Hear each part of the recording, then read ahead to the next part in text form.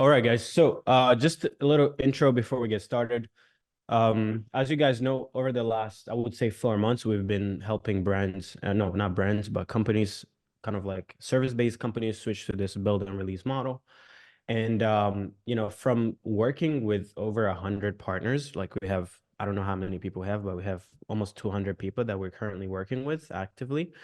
We've had to actually stop onboarding clients. We've had to slow down, generally because we realized that there is a gap. Okay. We have a lot of companies who, mainly people who offer growth to other businesses who want to come and work with us to start selling, build, and release infrastructures. But unfortunately, as much as they want to help another company bridge the gap, they themselves have not yet bridged the gap as experts. Okay. So the topic of today's webby is really kind of like, hey, what are the steps that precedes the you being able to be in the position where you can sell, build, and release infrastructures? All right. So I'm gonna kind of like walk you down through my progress and how I acquired the skills that put me in the position that I'm in today. And the way that I'm gonna be kind of like teaching it is in a manner that allows you guys to see what you may be missing. Okay.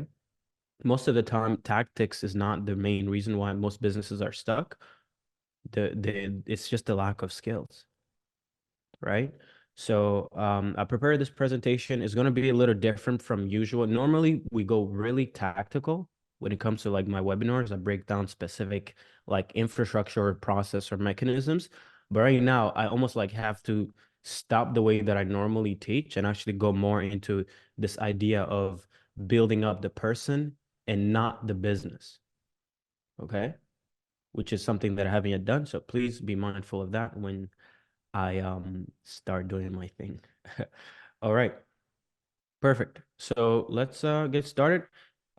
Please let me know if the screen is good and the size everybody can see properly. I think it should be good.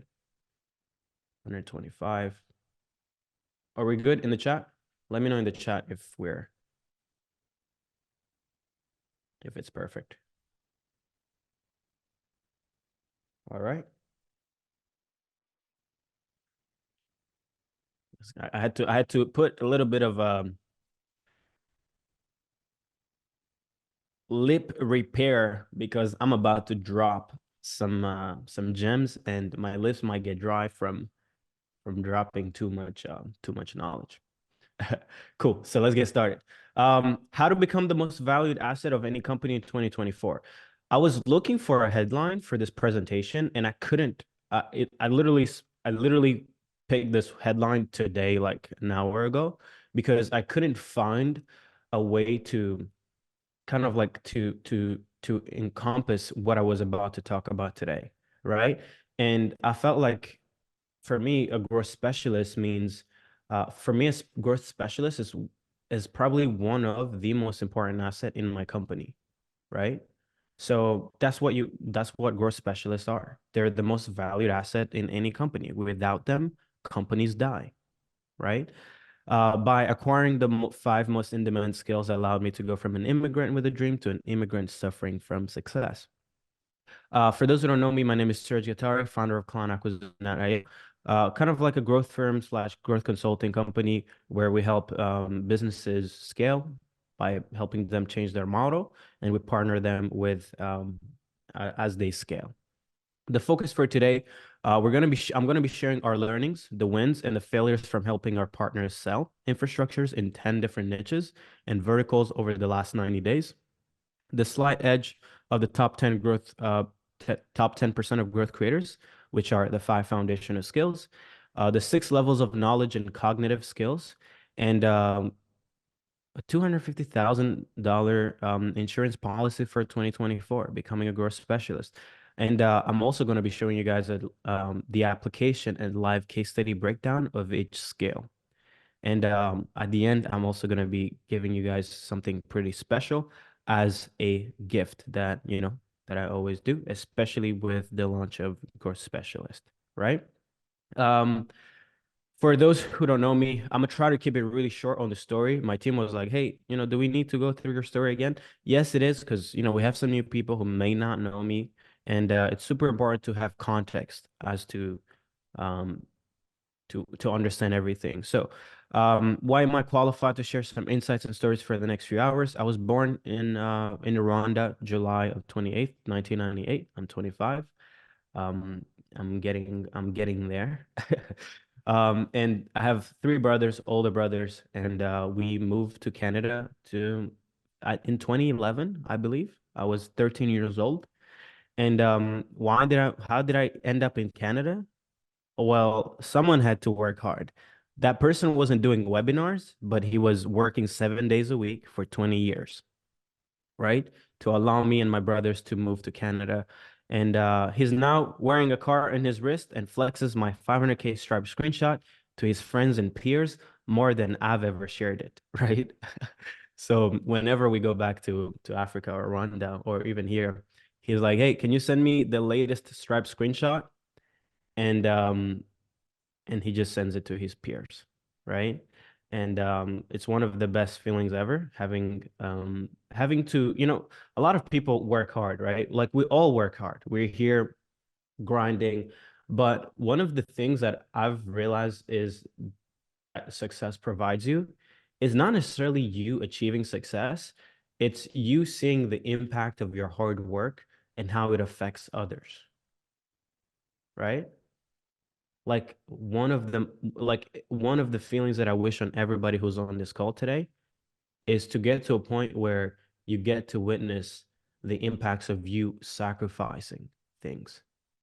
It's one of the most amazing things. And for me to be in a position where I can, I can give the person who came before me the ability to show him that, hey, your efforts were not in vain, and give him a symbol of the hard work that he put in is um like I can't explain it, right? And that's why we're here today, because we want to be in a position where we can work hard enough so that our efforts can, be seen.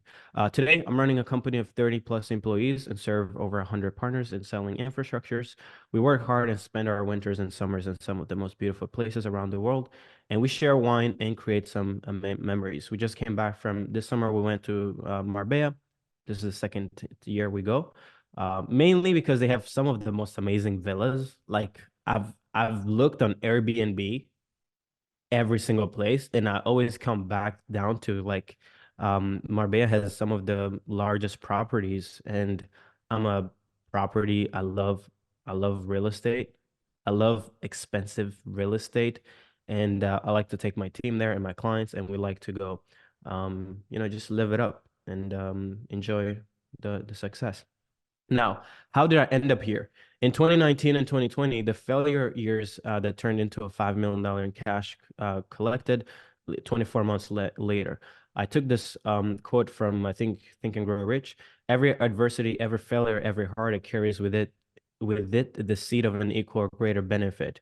And the years prior to, I guess, 2021, I was working a 9 to 5, and I started seeing ads left and right of experts pushing Amazon FBA, the agency model, consulting businesses, and I would spend every paycheck on them, right? Like I got a credit card and I would spend everything on that credit card to try to acquire knowledge. 6 months into it, I was still switching from thing to thing and hoping that the next thing would be the one, right? I'm sure everyone here has probably tried Amazon FBA, drop shipping, agency model, consulting businesses, coaching. Like switching is not the key, right? Um, because I realized that I did everything, right? It never came. And I realized that most of these courses were selling me an opportunity instead of selling me the variables that would make me worthy of the opportunity, right? It's two different things for me to tell you to sell, build, and release offers, and to me to help you become the person who can sell that thing. Like an opportunity and what you're worth, and your worth comes from your ability to leverage the opportunity. Okay, they're two completely different things. After 3 courses of building an agency, I still didn't understand the psychology and volume needed to generate the simple thing such as meetings and appointments with strangers, right? I did the Iman, I did the agency incubator, I did the Sam Ovens Consulting Accelerator. I did it all. right? But till until I guess I quit my job and actually went on to study like outbound prospecting, simple concepts that are maybe leveraged in different industries. I still didn't know how to book appointments, and I was starting a business, which was crazy, right? And I had read enough of Think and Grow Rich by Napoleon Hill to know that keeping my job was the greatest cost of all. Every person who wins in any undertaking must be willing to burn his ships and cut all the sources of retreat. Only by doing so can one be sure of maintaining that state of mind known as burning desire to win and essential to success, right? I knew I had to just cut ties with that job. And in July of 2020, I quit my 30K year job. I was like, hey, this 30K year is costing me the ability to ever make 30K per month. That was literally my reasoning, right? And with no income and no proven ways to generate calls for my business, I had to figure it out. I spent every morning and night in the basement learning about outbound prospecting. I spent a little savings I had leveraging $3 an hour VAs to implement the insights I was learning. I realized that I was meant to be a CEO as I wasn't disciplined enough to do my own outreach. And a lot of people are like, oh, you have to do it yourself before you become successful. Yeah, right. Well, that's okay if you just want to stay poor, but it's okay to leverage, to access leverage before you can, you can actually be the person you're meant to be, right? So that's what I did. I used money. I realized that, hey, there is a problem here. And 4 months later, I started an appointment setting agency, made my first 10K per month in January of 2021. And in every failure lies the seed of equivalent advantage. So 4 months later, scaled to 30K a month, and then I felt the slavery wheel, right? For those who've been on the Webby that I did before, you guys know that for agency owners, the thing that happens is that you become good at client acquisition, right? But you don't master like business. So what ends up happening is you just keep acquiring clients just to stay in business. You acquire a client, you serve them, they churn, maybe because they weren't the right person, or maybe because you couldn't solve other problems in their journey. Therefore, you churn. But since you're able to acquire more clients, you're able to stay in the same position, right? That's what happened at 30K a month. I was dropping clients every 2 months, every 60 days, every 30 days. But I was so good at client acquisition that I that I ended up replacing them the same month. So I was like, oh yeah, I'm good. I'm making money. I got to 30K a month, but I couldn't scale past that. So it took me 3 months off. So I took 3 months off the appointment setting agency and built client acquisition at IO. Instead of selling just appointment setting services, I started selling client acquisition infrastructures and consulting to businesses, as well as solving their service market fit problems, right? So not only did I stopped just focusing on client acquisition and also solved other problems that were keeping my clients from being able to make the money they needed to make so they can scale faster. And then first 4 months later, I made my first 100K a month with $70,000 in profit. And that's kind of like what I've been kind of like helping a lot of the clients and partners do when switching to build and release. It's this idea of solving more than just the appointment setting or just the sales because it's not enough to grow a business, right? And the same business that I was stuck with 30K per month, I was able to hit 100K per month just 8 months later. All right. And then 12 months later, I generated and took home over $500,000 in a single month, which was pretty exciting. And one of the things that I'll talk about in today's training is this is what happened here, right? Because a lot of people think that you can do these numbers just from being good at client acquisition. No, no, no, no, no. It does not work like that. Taking over $500,000 a month is not because you can generate leads. How many people here can generate leads? Put it in the chat. How many people know how to generate leads? Please. How many people know how to generate appointments? Put it in the chat for me, please. Right? Just because you can do lead gen, just because you can do appointment setting, just because you can even like sell, will not put you in a position where you can do $500,000 a month. Impossible. Right? And it's one of the interesting insight that I will be sharing in today's training. It's what allowed me to actually do these type of numbers consistently. But today it's normal for us to do those numbers because I have a team. But back then I had a team of 12 people. Do you know how crazy it is to do over 500,000 with like 12 people, like one closer? That's crazy, right? And like three setters and like the rest of the team, right? And I've collected over 500,000, 5 mil in the last 2 years selling growth infrastructures. Did like 5.2 on Stripe and then probably like another 800, $1 million on PayPal and crypto, right? Now, recap of lessons and failures from our partners selling infrastructures. You guys can check out these wins. We have wins left and right. I'm sure most of you guys have already seen what we do with clients. We have clients selling infrastructure in SaaS, coaching, consulting, e-com, all over the globe, right? We even have all over, in different verticals.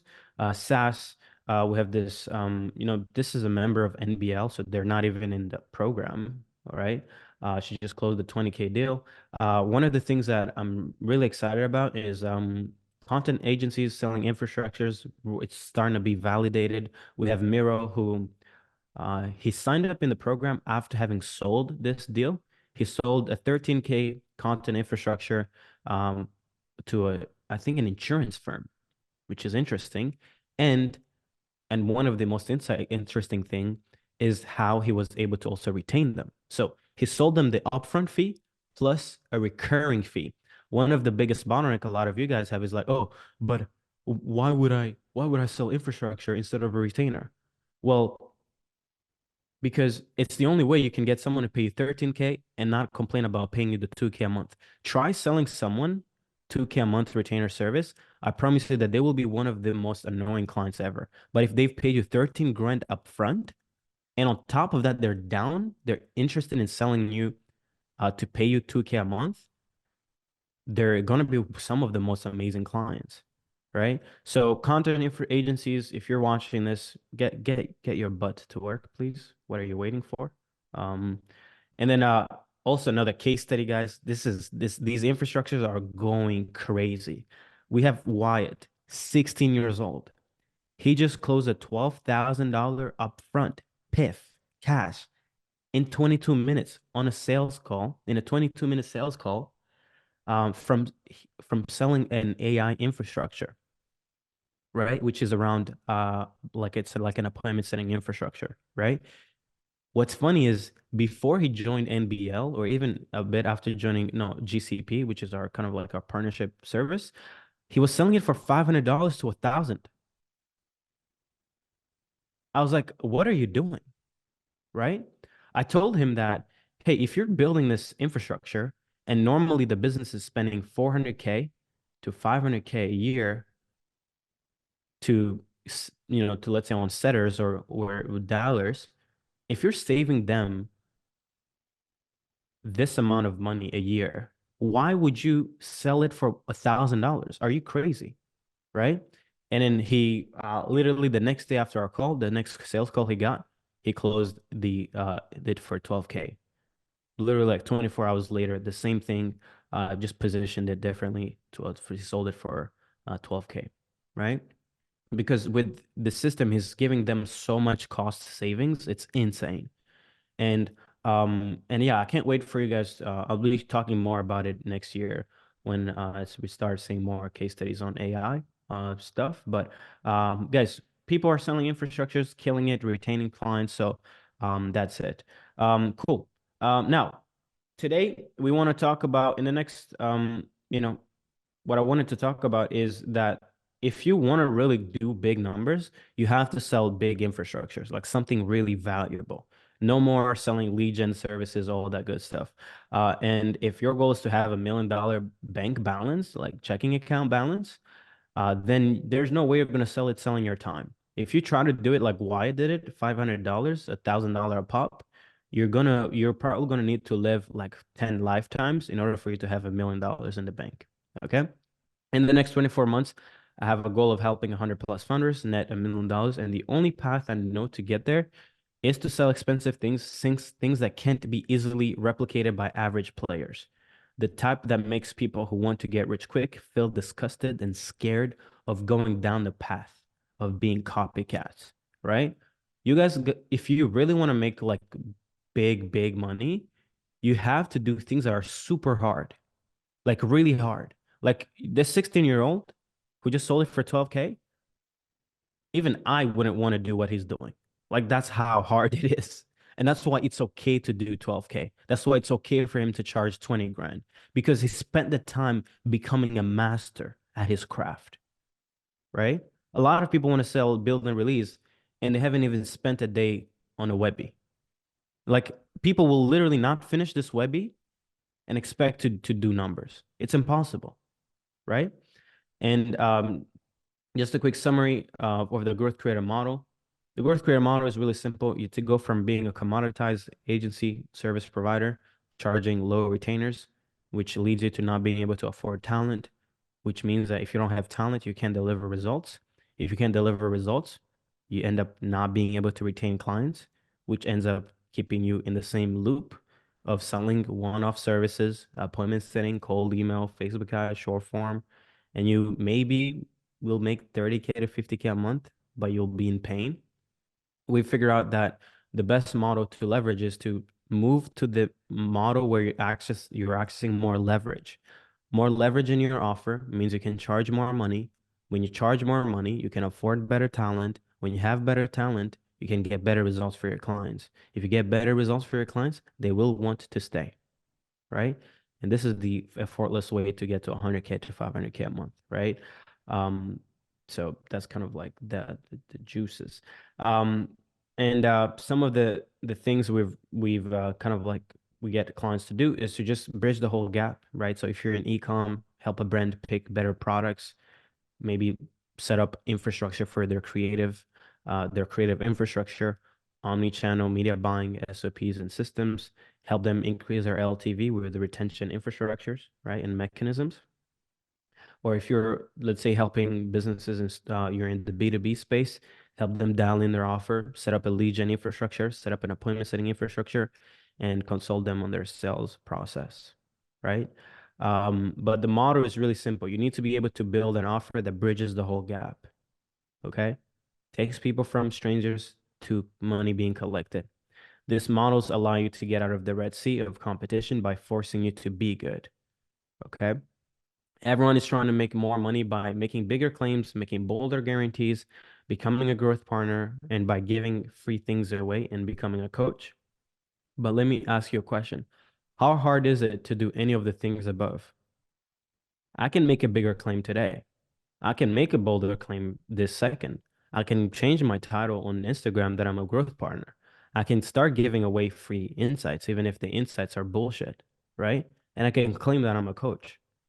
It only takes a decision, right? So when I see a lot of people who think that this is how you make money in this current industry, like you guys don't get it. Anything that is easy has nothing like advantages. There's no money there, right? So if you think that you're getting an edge over people because you're giving away just free content or you're changing up your title or you're making crazy guarantees, um, like there's no competitive advantage in pulling a lever that has a low barrier of entry.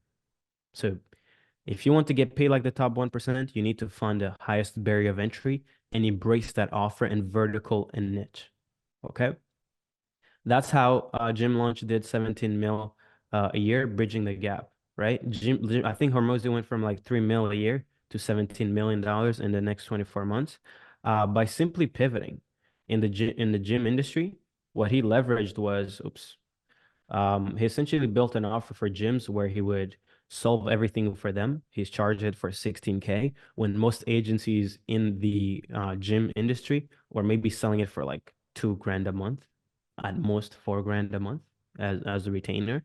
He collected that cash up front, acquired better talent and the most amount of data, got the clients better results in the first like 7 to 10 days.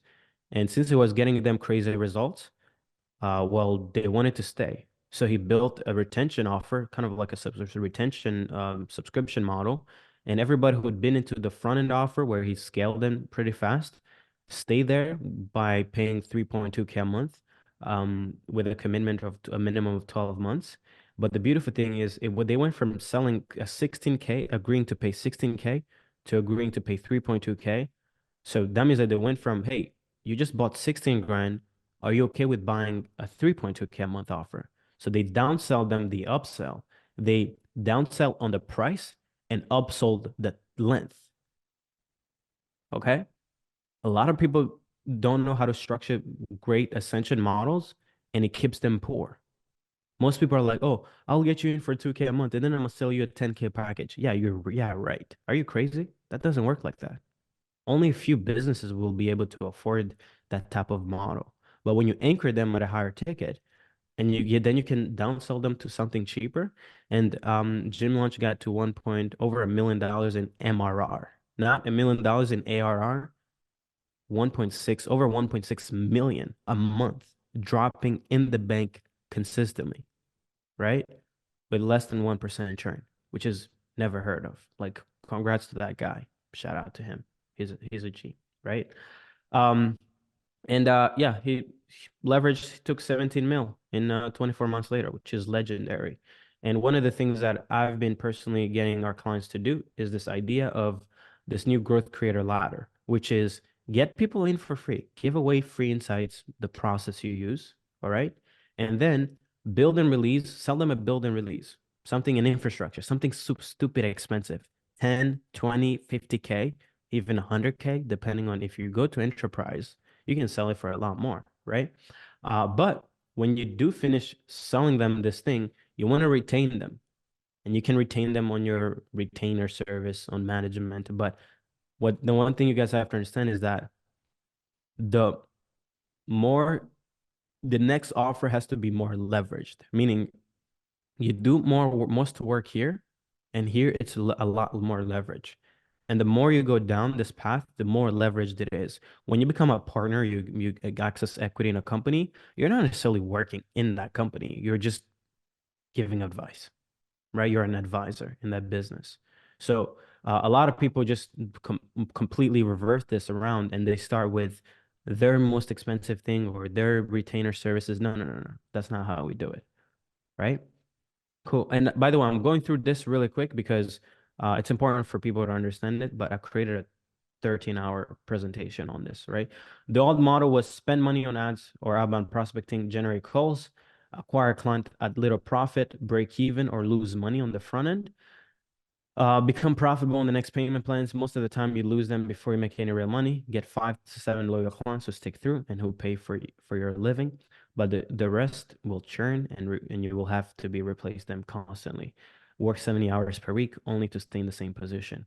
The new model is really simple.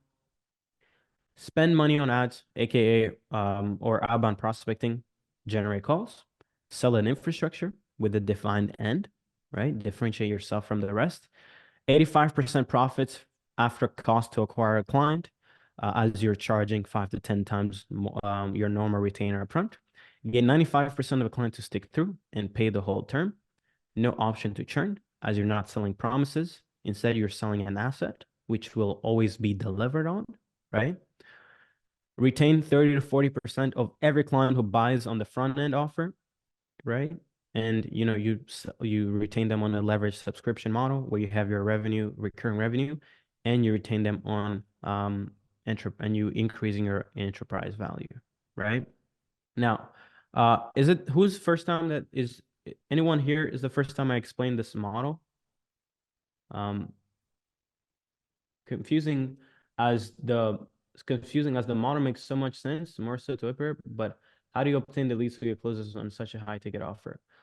I mean, the sales process doesn't change because you haven't done it though. Then it might feel like it has to be different, right? Okay. For those who's it's the first time, check out in NBL. I did a 13-hour breakdown on this model, right? But I just wanted to present it because so you guys can see what's ahead, right? But this is everything. And one thing I want to show you guys is how. So I do a lot of research when it comes to business models, right? And I actually want to show you guys how McKinsey is applying this thing, right? McKinsey does $10 billion a year, more or less. And to prove my point about why this trend of selling infrastructures and hard assets instead of just selling time, which is service or advice, anyone who's selling coaching, consulting, um, I want to share one of the most exciting insights of them all, McKinsey Solutions. And check this out. A shift into hard asset-based consulting. Traditionally, McKinsey was primarily selling 3 to 4 months engagement. They would come into your business and solve your problems, then they leave until you have a new problem. This represented 80 to 90% of their business revenue. Today, it only represents 20 to 30% of the business.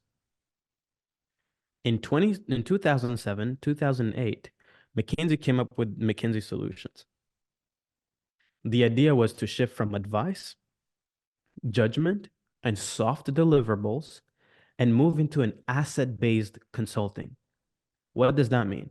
This means that consulting, advice, and judgment is paired with hard assets, aka software in this situation.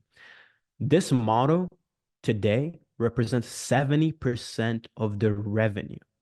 Okay. They went from traditionally just selling advice and having some of the smartest consultants in the world. They're like, hey guys, we don't really like this model too much, right? Because we always have to sell engagements like contracts and agreements for 3 to 4 months.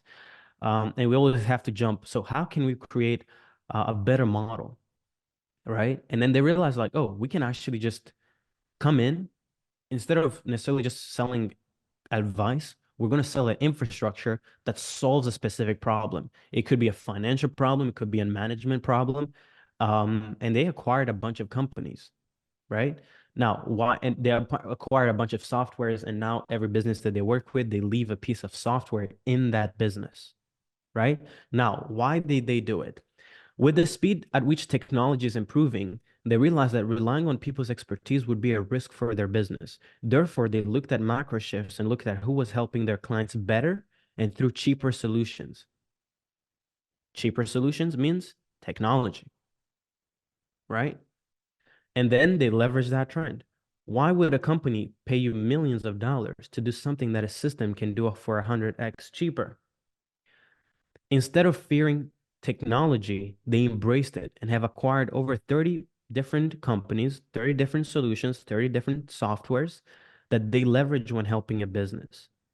And it's almost like this is what the new model looks like.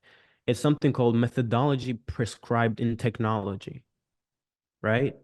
And here's how the model looks. You acquire a client, you share a new methodology. So as an example, I'm maybe prescribing you guys a value funnel, right? But I'm not just going to tell you, hey, implement this funnel with a dialing system.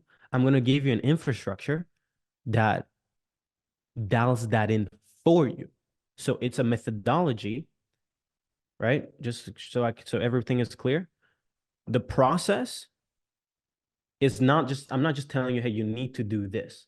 Instead, I'm prescribing the process in a system. So the systems applies the process. Is it clear? And that's how they're consulting businesses today. And the beautiful thing is when they leave, they get paid on the infrastructure, right? Michael said it's not clear. Explain it a little deeper.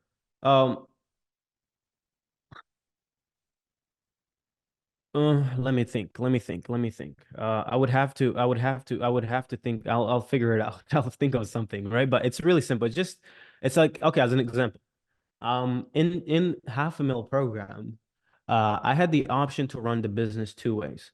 I had the option to run it as a coaching business where it was just information and group calls, right?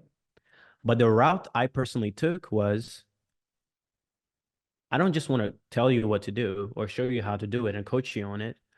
I'm going to show you the roadmap, and then I'm going to place the talent, the systems to do the thing that I want you to do. Right? So I'm prescribing the methodology within an infrastructure. I'm not telling you to do anything. I'm just showing you the how, and I'm putting in the what and the who to implement the how.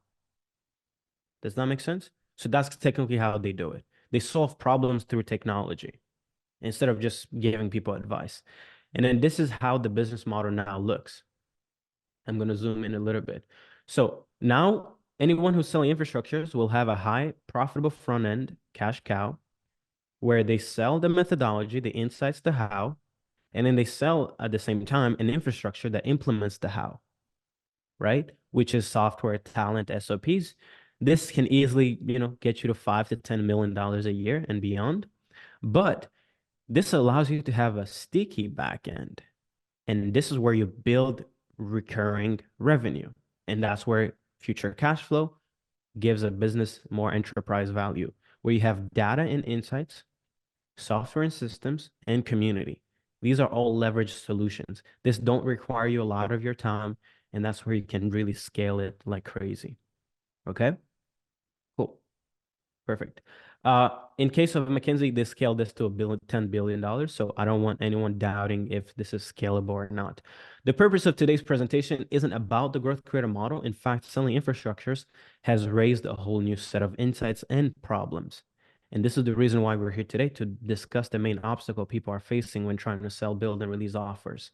The number one problem that we're seeing is the following. As we all know, to sell infrastructures and bridge the whole gap of a business dealing with multiple bottlenecks, you need to be able to deliver different mechanisms through different models, done for you, done with you, or do it yourself, right?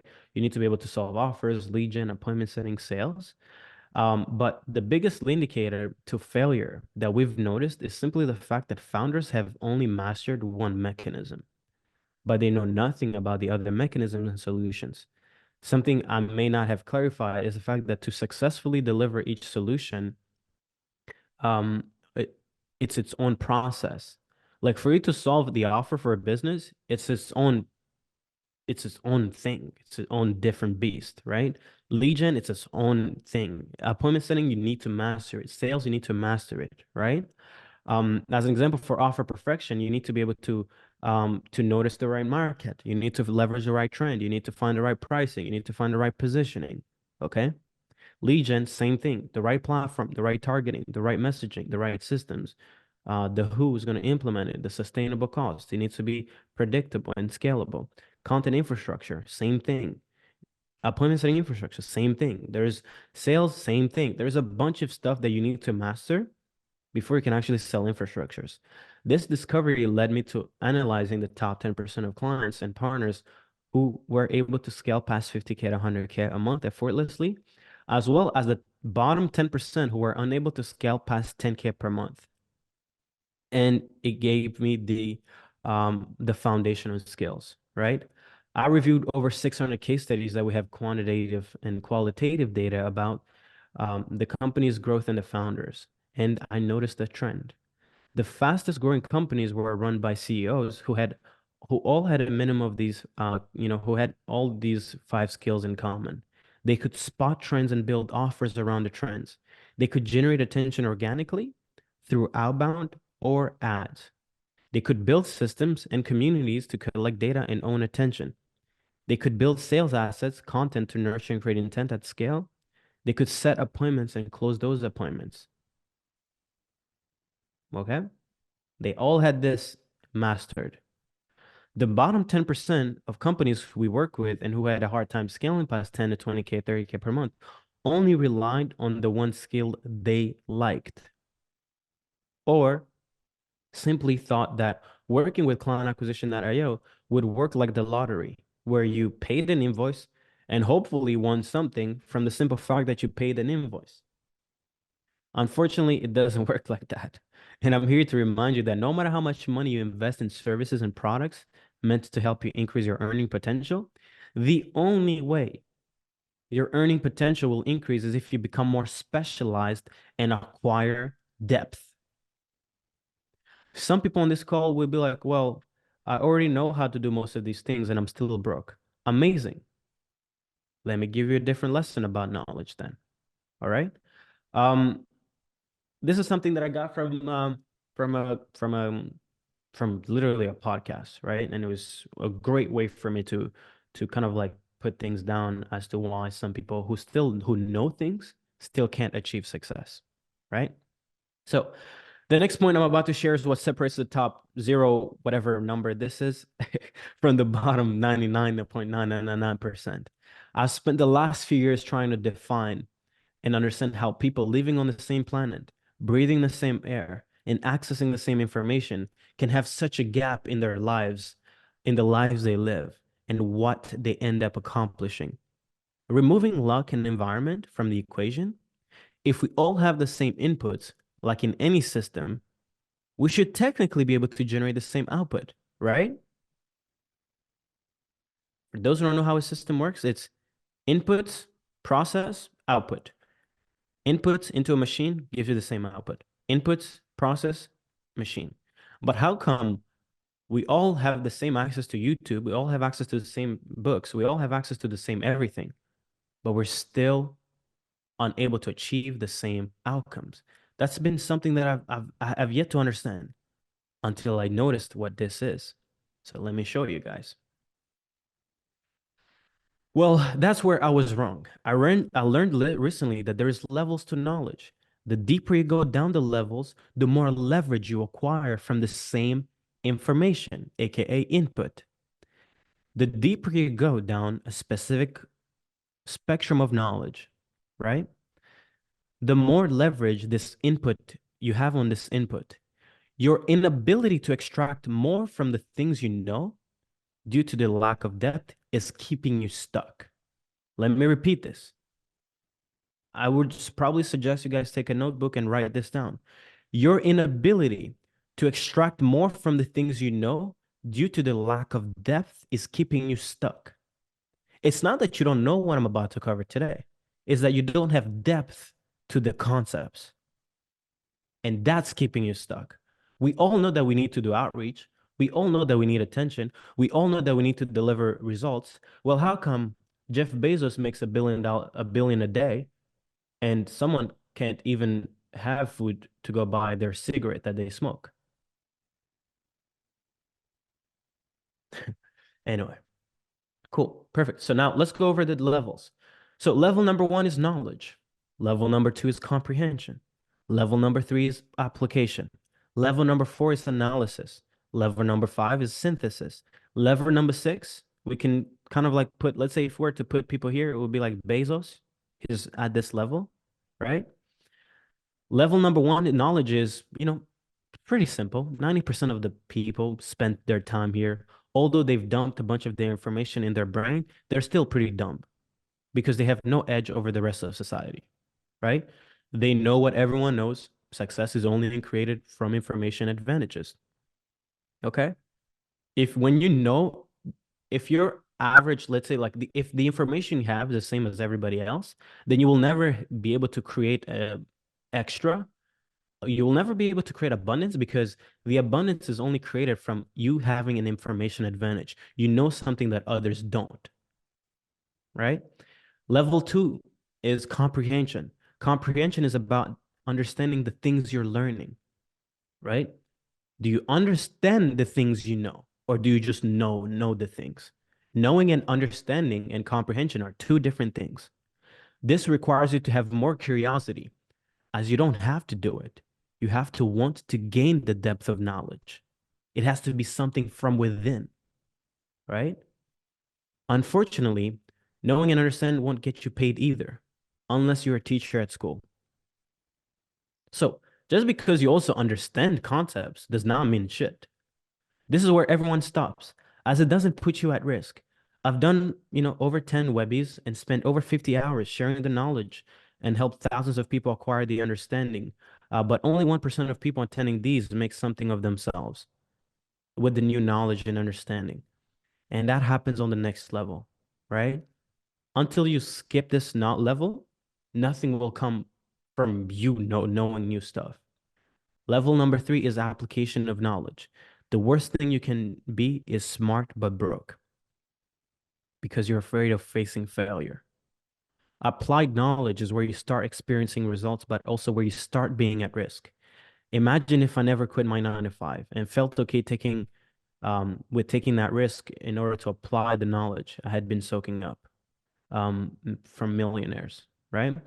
I'd be that smart entrepreneur, wannabe Serge Gatari, making 40K a year, picking up a girl for a dinner date in my $2,000 Mazda and splitting the bill with her at dinner. That's what you guys would be getting for this Webby. I will be guys telling you guys about how I'd split the bill with every girl I'll take on a date. Okay? Instead, I risked 40K a year and was a cave-facing failure, as long as it allowed me to apply the knowledge and understanding that I had been acquiring from the people who came before me.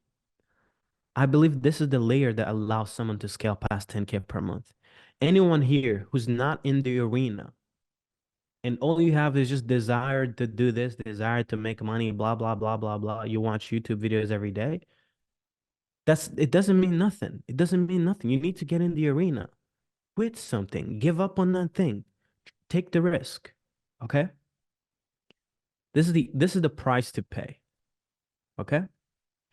Level number 4 is analysis. This is a higher order of thinking that is only achieved when you've collected data from applying knowledge.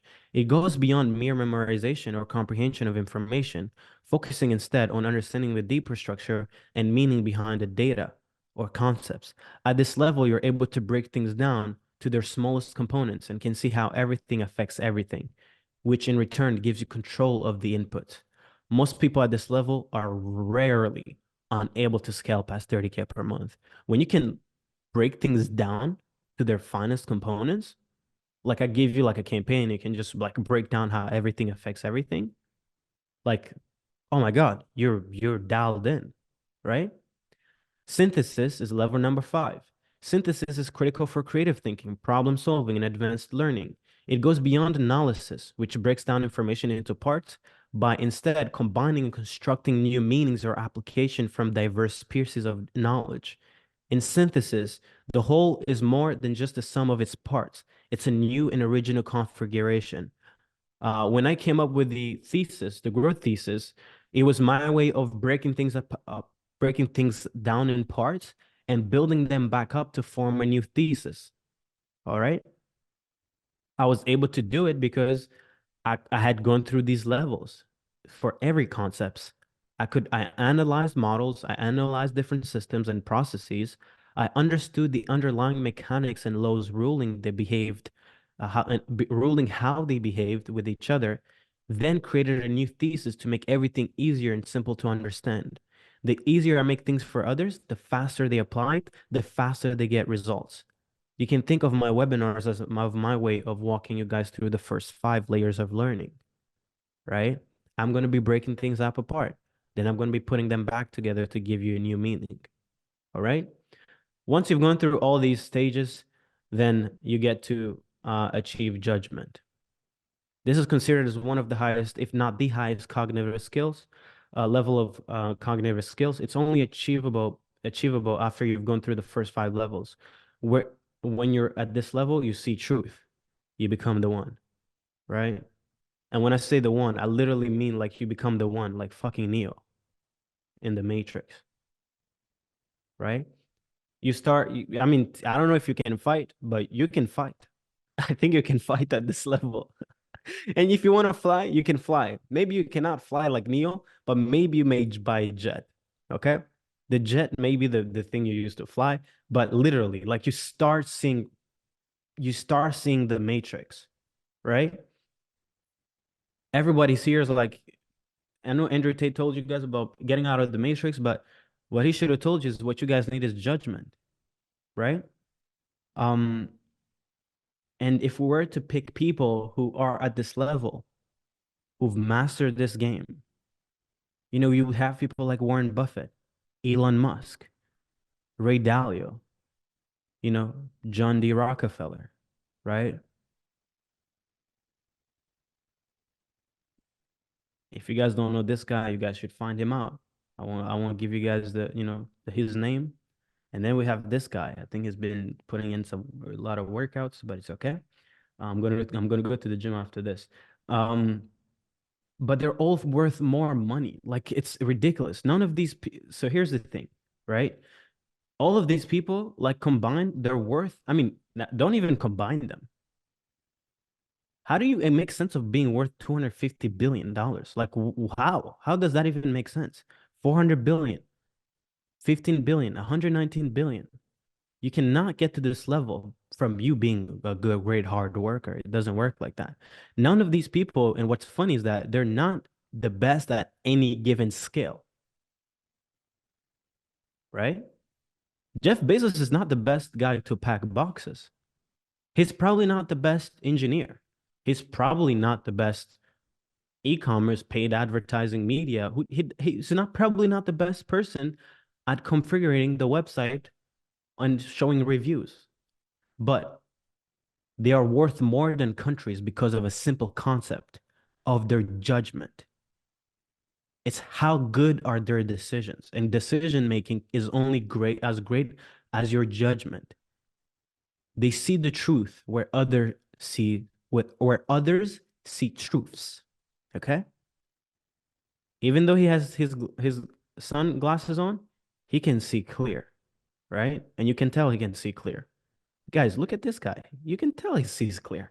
Like he's not here to joke around, okay? But that's what I wanted to take to you guys about judgment, okay? So just because you know stuff does not make you eligible to be worth anything, right? You need to go down these levels. You want to be the best? Go through the first 5 levels of learning faster than anyone in your industry, and the world will be yours.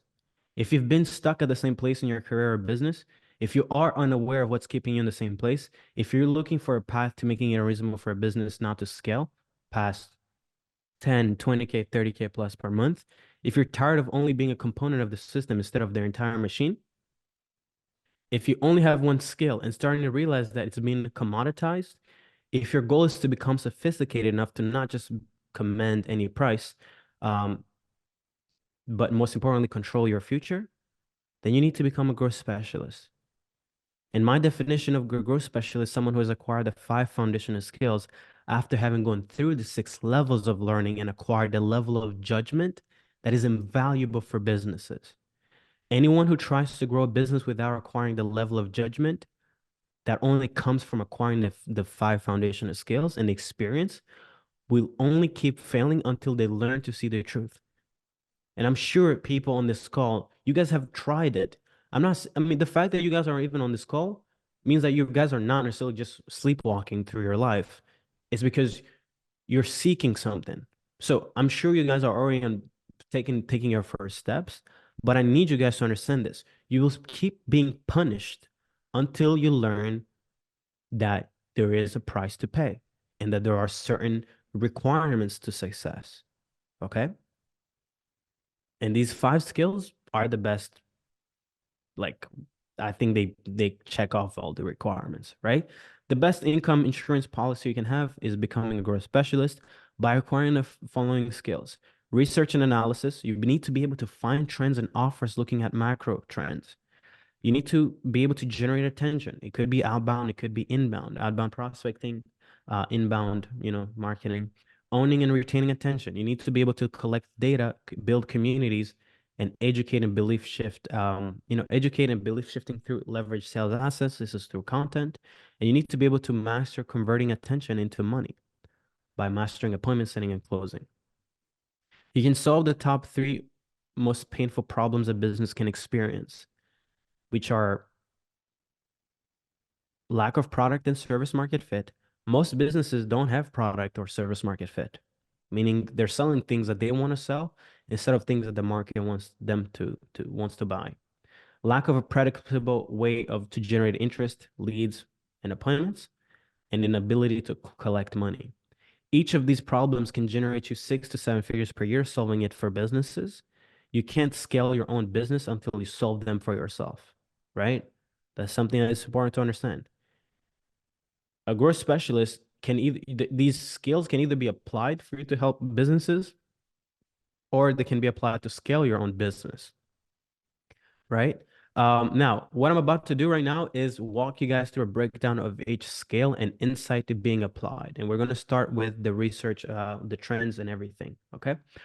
Um, Let me know in the chat if you guys have any questions. Write them down, and then the team will be recording them at the end, okay? But let me know what you guys thinking so far. Is everything good? You guys are liking it? Let me know in the chat, okay? 1 second. I'm gonna change the shirts.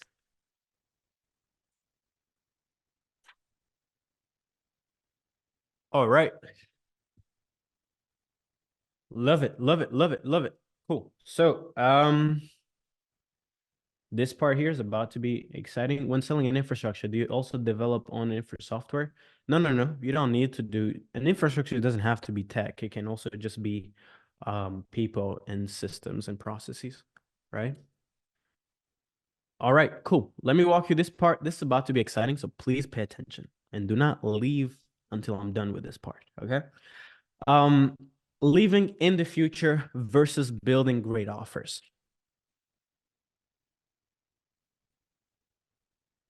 Has anyone ever wondered why, even with the $100 million offer book being read by thousands, hundreds of thousands of people, the success rate of entrepreneurship is still going to be pretty low? Like, who here has read the book?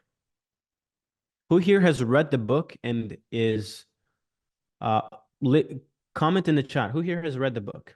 Please. Alex, Julian, Axel, Johannes, Andres read it. Martin did. Yusuf did it. Malik did it. Ben, Justice, Casey, Alan did.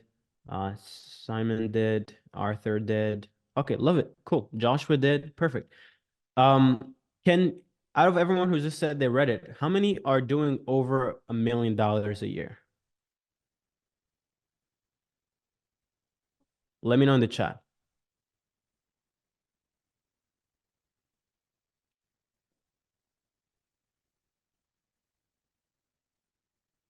Cool. Okay, perfect. So far, no one is doing $1 million after reading the $100 million offer book, right? Now, here's the thing. I'm gonna teach you guys an important lesson here. Offer building has now become a commodity, right? Because everyone has read it. Since everyone has read it, then there is no edge to reading that book. It's literally like it has. So this is the thing that most people don't understand. When everybody understands the same thing, the benefit of that thing completely drops, right? The same way that when someone had the first horse in a village, they were like, wow. But once everybody has horses, then it's like, okay, whatever, right? It's whatever, right?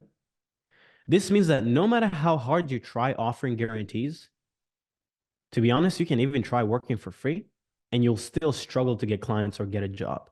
How many people in the chat have offered free services and they still can't get an offer or businesses to work with them? I'm telling you, yeah. Every more people, right? Even giving free services is literally like not even attractive, right? Now, my goal is I want to give you guys one of the most important lessons that I got in 2020, which is how to actually acquire an edge in business and in life, to be honest.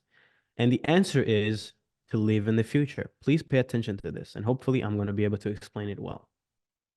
I learned this insight in 2020 from Mike Maples. He's co-founder partner at Floodgate. Been number like 12 or 13th on the Midas list of the top tech investors of 2018. He spent 3 years researching and trying to build mental models that would allow his firm to have an edge over other investors in finding success for startups. He came up with this mental model and a set of breakthroughs a startup has to achieve to have a chance at becoming a great company, right? So essentially what he did was he did a bunch of research, broke down, studied a bunch of companies that he missed on investing, and he realized that in order for companies to be formed and to be successful, there are technically 3 or 4 breakthroughs that they need to go through. Okay. One is they need to acquire a breakthrough insight. Okay. They need to know something that is true, but that most people don't know that is true yet. Okay. The second thing is they need to acquire a breakthrough value proposition. And the third thing is they need to acquire a breakthrough killer predictable growth strategy. The most important one is the idea that the most successful companies are built on great insights. And something people don't understand is that you can't sit down and come up with an insight. Insights are only acquired from living in the future, noticing something that is missing, and bringing that solution into the present. Understanding this one concept has changed everything for me as an entrepreneur. While most people are fighting over crumbs and building solutions for today's problems, I'm bringing solutions from the future to the present. All right? Let me show you guys how I applied this skill and insight to collect $5 million and generate millions in ARR for clients. Anyone who has any question, right? Let me know. Perfect. Cool. So in 2020, no, 20 to end of 2021. Anyway, I'm about to give you guys two breakdowns. When I started the appointment setting service, and I'm going to also show you guys how I applied this insight into helping a client, right? Um, Today, everyone is starting an appointment setting offer or becoming an appointment setter, right? To tell you the truth, by the time everyone is doing it, there's no real opportunity available. And I want to share the insights that led me to go down the appointment setting path to show you how real advantage is acquired and how it led me to making $5 million in the past 2 years. Insight number one, courses. Millions of dollars were being made from influencers selling people into business models, right?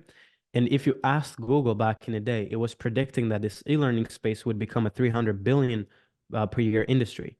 Last year, it hit 399 billion, and it could potentially reach $1 trillion in by 2032. That was insight number one. I saw this trend. I was like, oh, okay, cool. I see a bunch of people. I'm part of this bunch of people buying these courses, right? Okay, interesting insight. Cool. Okay. I was like, okay, I just saw that. And then the other insight and trend I saw was that 99% of people fail to achieve success in courses and programs. This was an earned insight, right? From personally going through 3 to 4, 5 courses in less than 4 months and still being nowhere that I wanted to be, right? Insight and trend number three was the biggest bottleneck of people starting online service businesses was appointment setting, right? Another earned insight. I was unable to book calls, right? Another insight was $3 an hour VAs. I somehow was going through some material and I learned of people leveraging $3 an hour VAs to do outreach, right? That was also another insight that I acquired. Another insight was Instagram outreach. From working at a $500 million a year e-commerce brand and seeing how inquiries were handled, I knew that prospecting on social media would perform well. These insights led me to stop buying what was being sold, and I was being sold to start an advertising agency. And I was like, you know what? Cool, Iman, you look great. You have that great linen shirt, and you told me how to do onboarding videos. And Sam Ovens, thank you for everything. You had that penthouse, it looked nice. You had that motorcycle in your office, but I'm not going to follow anything that you guys are telling me to do. I'm going to use my own earned insights to start a successful business, right? Let me explain that.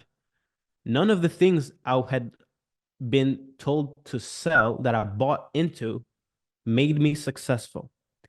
Only from the insights that I had earned was I able to see a new trend and to start an actual successful business, right? Let me repeat it. To be successful, you need earned insights. You need to earn your own insights. You need to have an edge over most people. There are 230 people on this call. Everyone here, if I tell you guys, hey, do this, and you go do it, there is no wins. You need to be your own source of success. Okay? Let me show you guys what happened when I did this. It's super, I mean, to be honest, I can even go show you guys a voice note that I did in 2020. I'm going to try to find it, okay? Just give me a quick, anyone wants to listen to my voice note, In 2020, I went on a walk and I just kind of like decided, made this decision of like, hey, I'm gonna start appointment setting, blah blah blah blah blah. Anyone wants to hear it? Let me know if you guys want to hear. If you don't want to hear it, I don't have to play it for you guys. Anybody wants to hear it? Okay, I'm gonna hear it first, just so I don't, just to make sure I didn't curse or anything. Okay. It's October 14th. We just made a decision that we're going after agency owners and we'll make One work second. five figures in 60 days. I'm making sure. Okay, get divided, but that's the goal. Giving me their $1,000. I'm just making sure. I'm just making sure it's nothing crazy because sometimes they be crazy.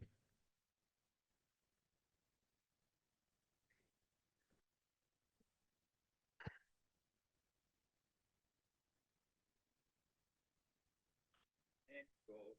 I need to only have the right team. Finance, be able to create enough value there. You can Anyway, I don't think I'm gonna play it. I'm gonna curate it. Just say it's right, okay? Sometimes I don't want you guys to know all the secrets, you know? Sometimes there is a limit.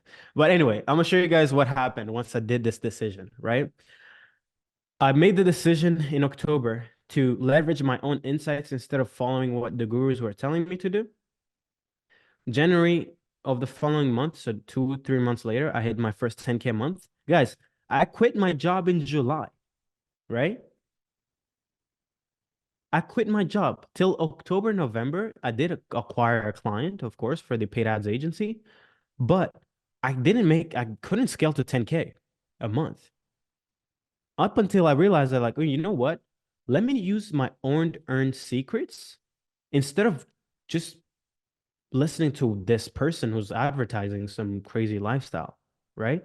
And that's when literally 60 days later, I made my first 10K a month because I mean, I'm going to talk about it. And then a few months later, 30K per month. I didn't have an outreach team. I didn't have a closer. I didn't have a case study. I didn't have anything. This is what happens when you build offers from insights and trends over being fed bullshit lies. Like, hey, this is the best agency to start in 2024. Yeah, right. Shut up. And by the way, if you ever, I mean, I'm going to use these titles on YouTube, but please do not believe them. Just don't believe me. Comment, hey, I don't believe you. I cannot give you what will make you successful. It's impossible. You have to earn it yourself, right? Everybody who's trying to sell you their idea, their winning secret, it's like giving you a lottery ticket that has already been claimed. It's like literally me going to buying a lottery ticket, collecting 10 million, and then I'm like, hey, pay me 10 grand so you can get access to the same lottery ticket. It's useless. Okay. And that's the thing that most people will not tell you. It's useless. Stop buying these lottery tickets that have already been claimed. All right. Now, let me show you guys how I use the same insights and this strategy. Oh my God. This is probably one of the most, I think that this is what excites me more. Forget about appointment setting, forget about legion, forget about sales. This insight that I'm starting with living in the future is one of the most important skill to have as anyone who wants to be great, right? And let me show you guys the outcome. Okay, this fucking killed it for clients. Um, I'm going to show you guys the insight, then I'm going to show you guys the case studies. Okay. So, insight number one, I knew that the best brands are built from having the highest profit margins. Okay. Insight number two is the biggest profit margin killer is advertising and e-com. And then I was wondering, just on my little morning walk on podcasts, just it's free. It's free information that I'm giving you guys right now. Okay. And I also source these insights for free most of the time. So I heard on a podcast that someone had made $15 million in 1 year off of TikTok organic, leveraging UGC and creators. Bootstrapped to 8 figures, driving organic traffic with influencers and TikTok acquisition. I'm like, interesting. Why? Because I had previously been working with a lot of e-com agency. I was booking them calls. So I did my research to make sure that I was on top of the game, right? And here is what was covered in that podcast. How Jason manages his competing priorities, hitting $15 million in 1 year. What's without outside investing? What's working with influencers on TikTok? How to find influencers? The difference between Instagram and TikTok? Building content creation system, tools, blah, blah, blah, blah, blah, blah. Okay. Now, let me show you guys what I did with these insights. Insight, hey, TikTok acquisition, profit margins are important, and advertising is what kills brand. Okay, I'm like, okay, beautiful. I got every client who was having a hard time getting meetings in ecom for selling ad services to switch or to include UGC and TikTok as their main offer. Amar, who previously had maybe hit 20K, 20 something K a month for the first time in his agency, hit 60K a month in 7 fucking weeks. Nothing changed. Nothing changed. Not better outreach. He did not get better at selling. He did not get anything more besides me getting him to see something that he was not seeing himself. Another case study, Francesco, 0 to 25K a month in 60 days. Francesco's, was previously pushing other offers, paid ads as an agency. Facebook ad, I think it also been through, the same courses, Iman, all that good stuff, e-commerce. I think he has also been in Kai Bax's e-commerce course, right? 0 to 25K. This was the fastest growing offer, I believe. I think he had ever launched. I think Francesco, you might be on this call. I don't know, right? Um, cool. And then also another case study. Um, Justin, Justin Lalonde, you guys may know him. Um, he's currently in I mean, he's in Montreal, right? He hit his biggest month, $74,000 per month. His biggest month before that was like 30K. He hit it in like 60 days, right? Guys, these type of transformations don't come from you having a better cold email campaign or a better fucking lead funnel or a better look, guys, there's no VSL. There's no system. If you guys see one more ad of people saying, I have this lead funnel that makes you money. Oh my God. I'm personally going to get away from social media because of these ads. People think that a tactic is going to make you money. You're crazy. You are completely lost. Right? And just to prove you guys what happens to an even crazier scale, let me show you guys what happened with client acquisition, my own business, once I really started implementing this for my business as well as my client's business. April 1st to the 30th, we made $82,000. This is 2022. How much money do you guys think we did the following month? Anybody want to guess?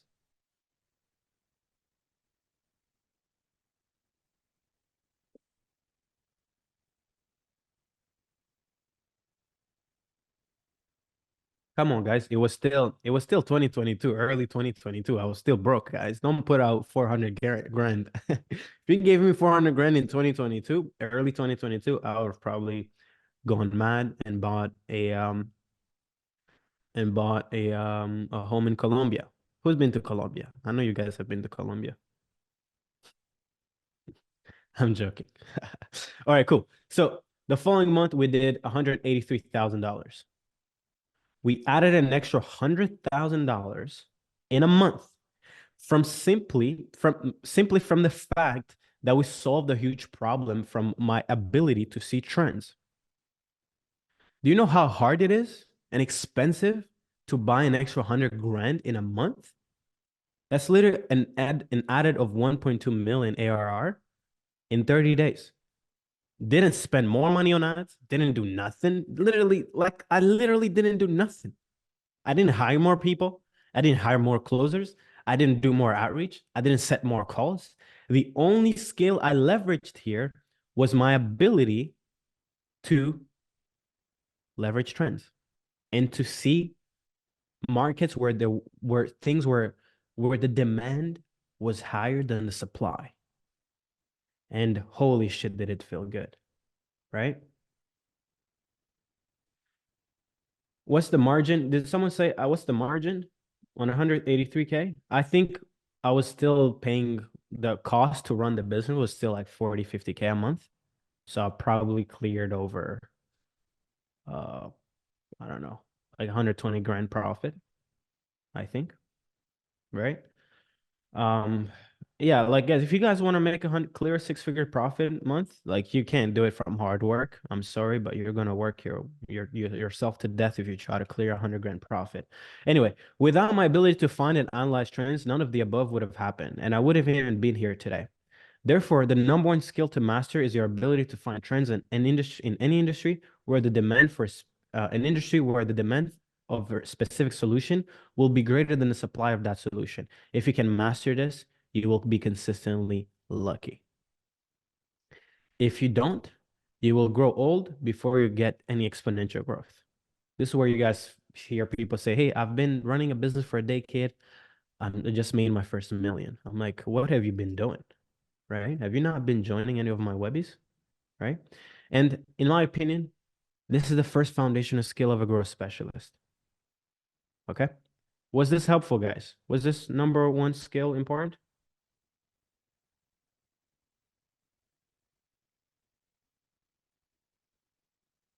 Absolutely. I love it. I love it. Please, yeah, just fire up the chat. Let's make sure people are not sleeping. Because we got a long way to go. Let's keep going. All right. Perfect. Let's go. Generating attention. Skill number two. In today's day and age, attention precedes everything else. The person with the attention controls the flow. And I'm sure you guys have, previously from the Webby I did last time, we all have seen Hormozy, Iman, The Rock, Connor, Kim. I mean, eventually all these guys will be billionaires. And the main difference between them before and them today is not how smarter did they get. It's just how bigger of an audience did they grow, right? I explained it in the Webby on the 5-day challenge. So again, if you want access to all this, just check out NBL. Now, here's something that I want you guys to realize. The mistake many people are making when it comes to generating attention is their urge to only focus on what's easy. And what's easy is what? Paid advertising.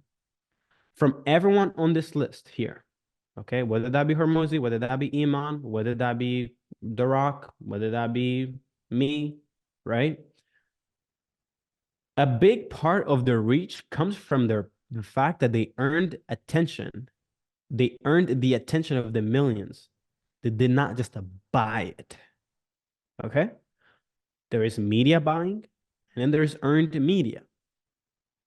Anyone who focuses primarily on just buying media, paid ads, is at the mercy of the platforms. And I don't know about you, but I would never let a single platform control my livelihood of or any of my team's livelihood, right? I figured this out by accident as I didn't have hundreds of thousands of dollars to spend on ads like my peers. So what did I do? I mastered the skill of creating things called attention generating sales assets. AJ says organic posts you create with the single purpose of going viral and getting engagement.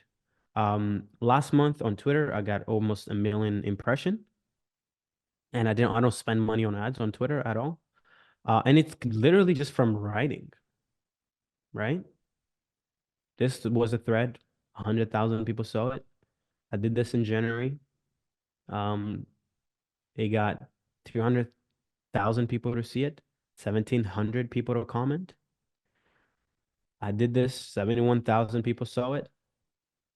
I did another, 1,400 people commented. That's 1,400 leads, right? How much do you think you'd be worth for a company if you could acquire them 500 to 1,000 people reach and 1,000 plus leads to outreach to? Knowing that, let's say an average cost per to get 1,000 people to see is $25. I would be spending 22 grand a month to get the same reach on Twitter. And I would be spending just for this one post here where I got 1,400 people to comment. If the cost per lead is $15, I would have to spend $21,000 just to acquire the information of these people to engage with, right? I'm sharing this skill before I talk about ads or outbound because this is the most slept on skill. The ability to write bangers that go viral is something I'd happily spend 10K per month on and not even blink. If I can find someone who can write bangers, like really, really good, and you ask me for 10K a month, I'll gladly pay you that, right? But today it's so valuable for me that till this day, most of the AJCs that we create are created by me still till this day. But it's also leverage, right? It doesn't necessarily take me a lot of time, so I don't mind doing it. For anyone who wants to become a growth specialist, this will be the first thing you master before you master any paid outbound or paid ads. Okay. Now, the next one is outbound prospecting with $3 an hour VAs. Most businesses fail due to the lack of attention, right? Most founders are lazy and not disciplined to do the prospecting required to generate attention. Most founders are broke or complain about money, right?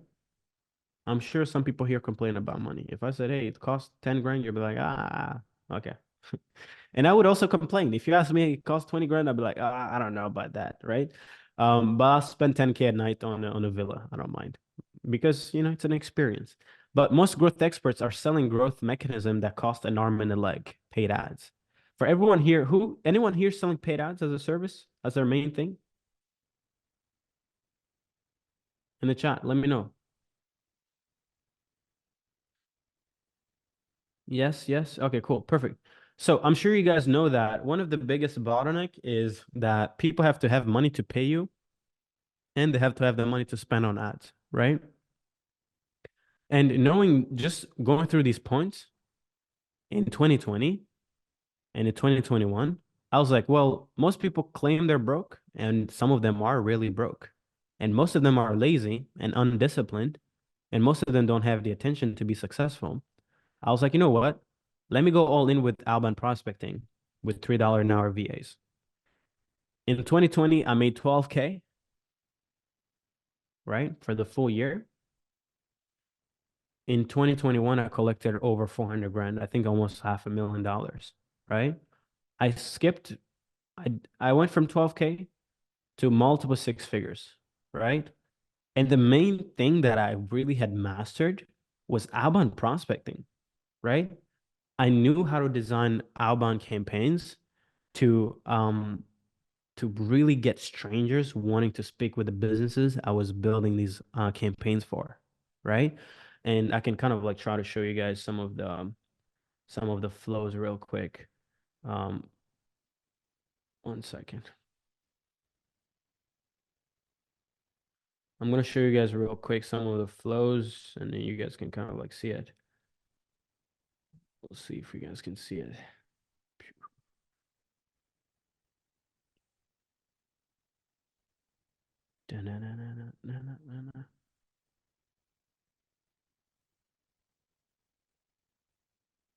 Just so you guys see what I was actually working on while I was running we still do this. It's just that it's not really the main thing we do today.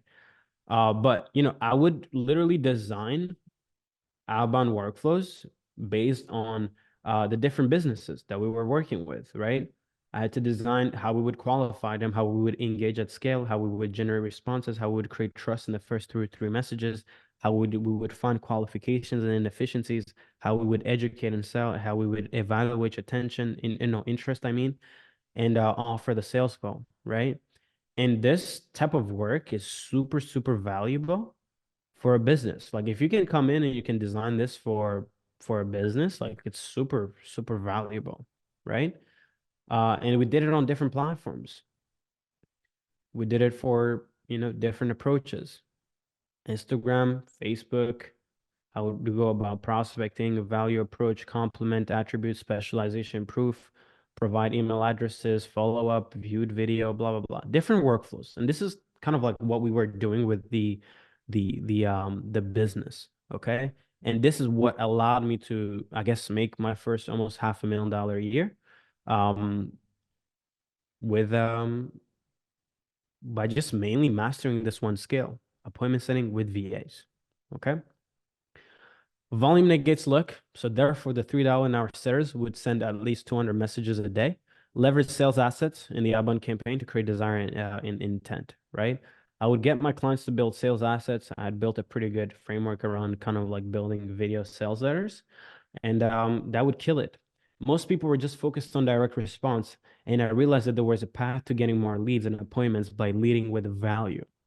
This one process allowed me to skip making 100K, 200K, 300K my first year in my business and skip to just 500,000, right?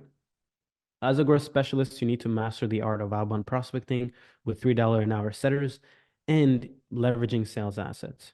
Okay.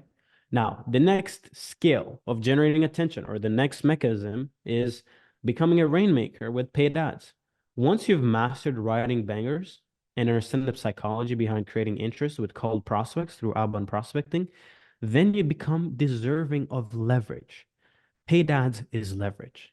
Okay. So many people jump to paid ads before earning the judgment, okay, required to successfully generate leads and appointments through ads, and they fail miserably. We see it in our community. Founders spend money on ads, get cheap leads, sit back and wait for appointments to be booked. Appointments are booked. The day of the call, 80% don't show up.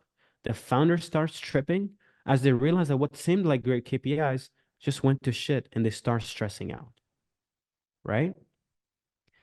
But since the fastest path to scaling is to leverage technology and AI, then we need growth specialists to master this invaluable skill, which is paid ads. Okay. One of the things that we kind of like are going to need to kind of like push when it comes to the GS that we trained is this paid acquisition funnel, right? Where you run ads to a lead magnet mainly to get their details, not necessarily to book them through a VSL funnel, not necessarily get self-book calls, but also the frameworks around how you convert them once they have given you data. That means that after the process is really about once they've given you data, that the game starts, right? This funnel was responsible of 500K per week in cash collective for a consulting brand that we worked with. All right. $500,000 a week. Okay. Just so that it's clear. And then some of the flows that you guys are also going to need to kind of like check out is going to be, or at least master, is going to be first, Facebook group funnels works really well. We have a company doing, I think, almost like 800 grand a month with it.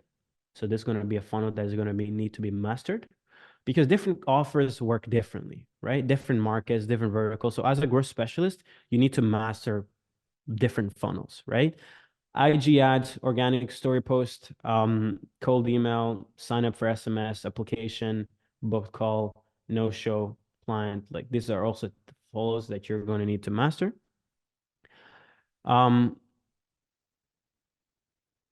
Oops.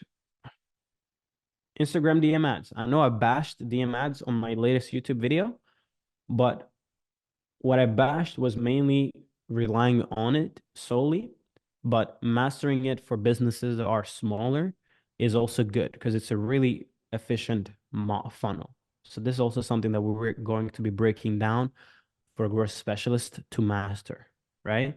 And lastly, one of the best funnels is this mini VSL attached to a dialing team. This is one that is scaling offers like crazy. All right. So this is going to be super important. All right. And then, of course, in the past, I've shared with you guys some of the results from paid ads. All the clients in GCP, the partners that we're working with, are all using paid ads to scale. Let me just make that clear. All our clients who are partners are all leveraging ads. We're not doing any outbound, just mainly because our goal is to scale as fast as possible.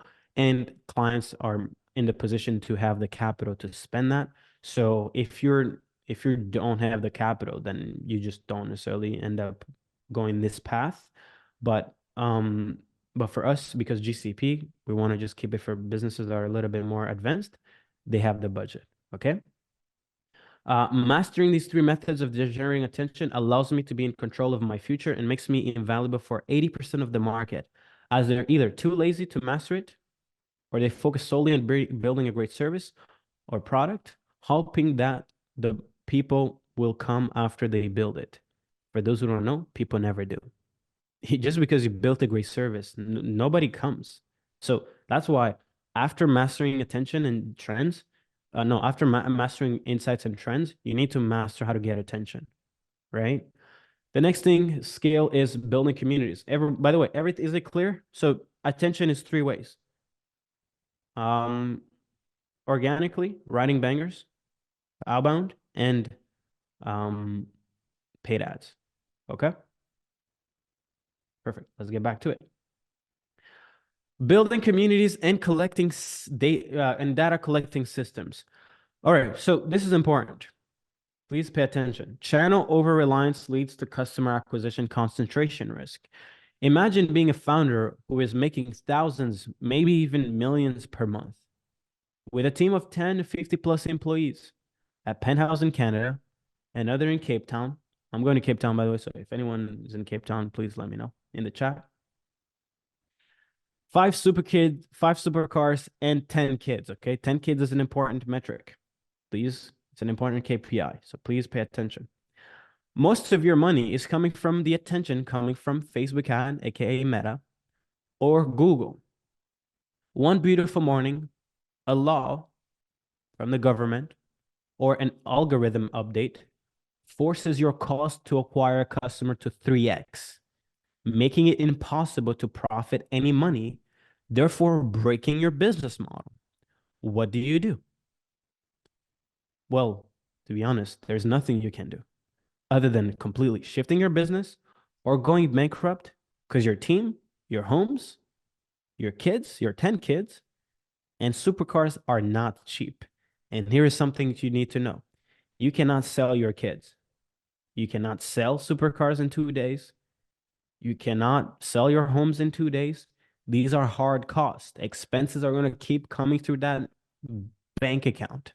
All right. So this is ridiculous amounts of risk. You don't see it. How many people have you guys seen who are here today and gone tomorrow? Because one shift happened in their business. Literally, people are buying cars, they're buying watches, they're buying everything. They're killing it on Instagram. And 2024, you don't see them anymore. Right? It's because they don't avoid avoidable risks, right? Now, because you've been on one of my webbies, you'll learn that about the pre-mortem exercise. So for those who have never seen my pre-mortem exercise, please get on it. Just go watch all the webbies. You are already aware of the risks. Therefore, you go on a mission to uncover, hey, what did the great businesses, those that have stood the test of time, have done to deal with this problem? How are businesses that have been here for 100 years been here for 100 years? Because, there are a bunch of shifts that happen. So if you've been here for 50 years, 30 years, 25 years, 100 years, that means you've gone through enough shifts. But if you're still here, that means that you survived. But how did you survive? Let me share with you guys a few businesses. We have Ferrari, right? Ferrari, I think last year did like 5.3 billion. And here's an interesting insight. 2/3 of the cars, over $3.5 billion in sales, sold last year were sold to existing customers. Okay? That's one. That is a business that whether Facebook lives or dies, whether YouTube lives or dies, whether marketing through newsletters or through like mail dies or lives, this company is still going to make billions of dollars. Rolex, 8 billion in 2021. I've personally yet to see an ad from Rolex selling me. Okay? How the hell are they making 8 billion? Apple, 383 billion in 2023. I've personally never bought an Apple product because of an ad, right?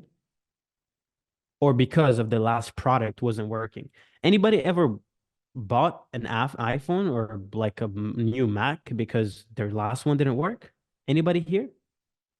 I've personally never bought it because it stopped working, right? I don't know. So anyway, it led me to an interesting insight. None of these businesses leverage the typical marketing and sales tactics. They rely on one thing, and that is their community and the data they own about their users. Okay. If they stopped marketing, they'd still make more money year after year from their community because the community does the marketing for them, or they just keep buying again and again and again, right? So data and community in 2024 is going to be one of the most important scale. Like being able to collect data and being able to build community is going to be one of the most important skill to acquire. And one of the smartest guy in our space understood it. Sam Ovens is building school. He scaled consulting.com to $30 million a year. He realized that the product wasn't the course. He realized that the product was the community. No one spent the time in the portal learning. They spent 80% of their time in the group talking to each other, creating friendships, some even getting married. So he started school. The product is the user, not the content. All right?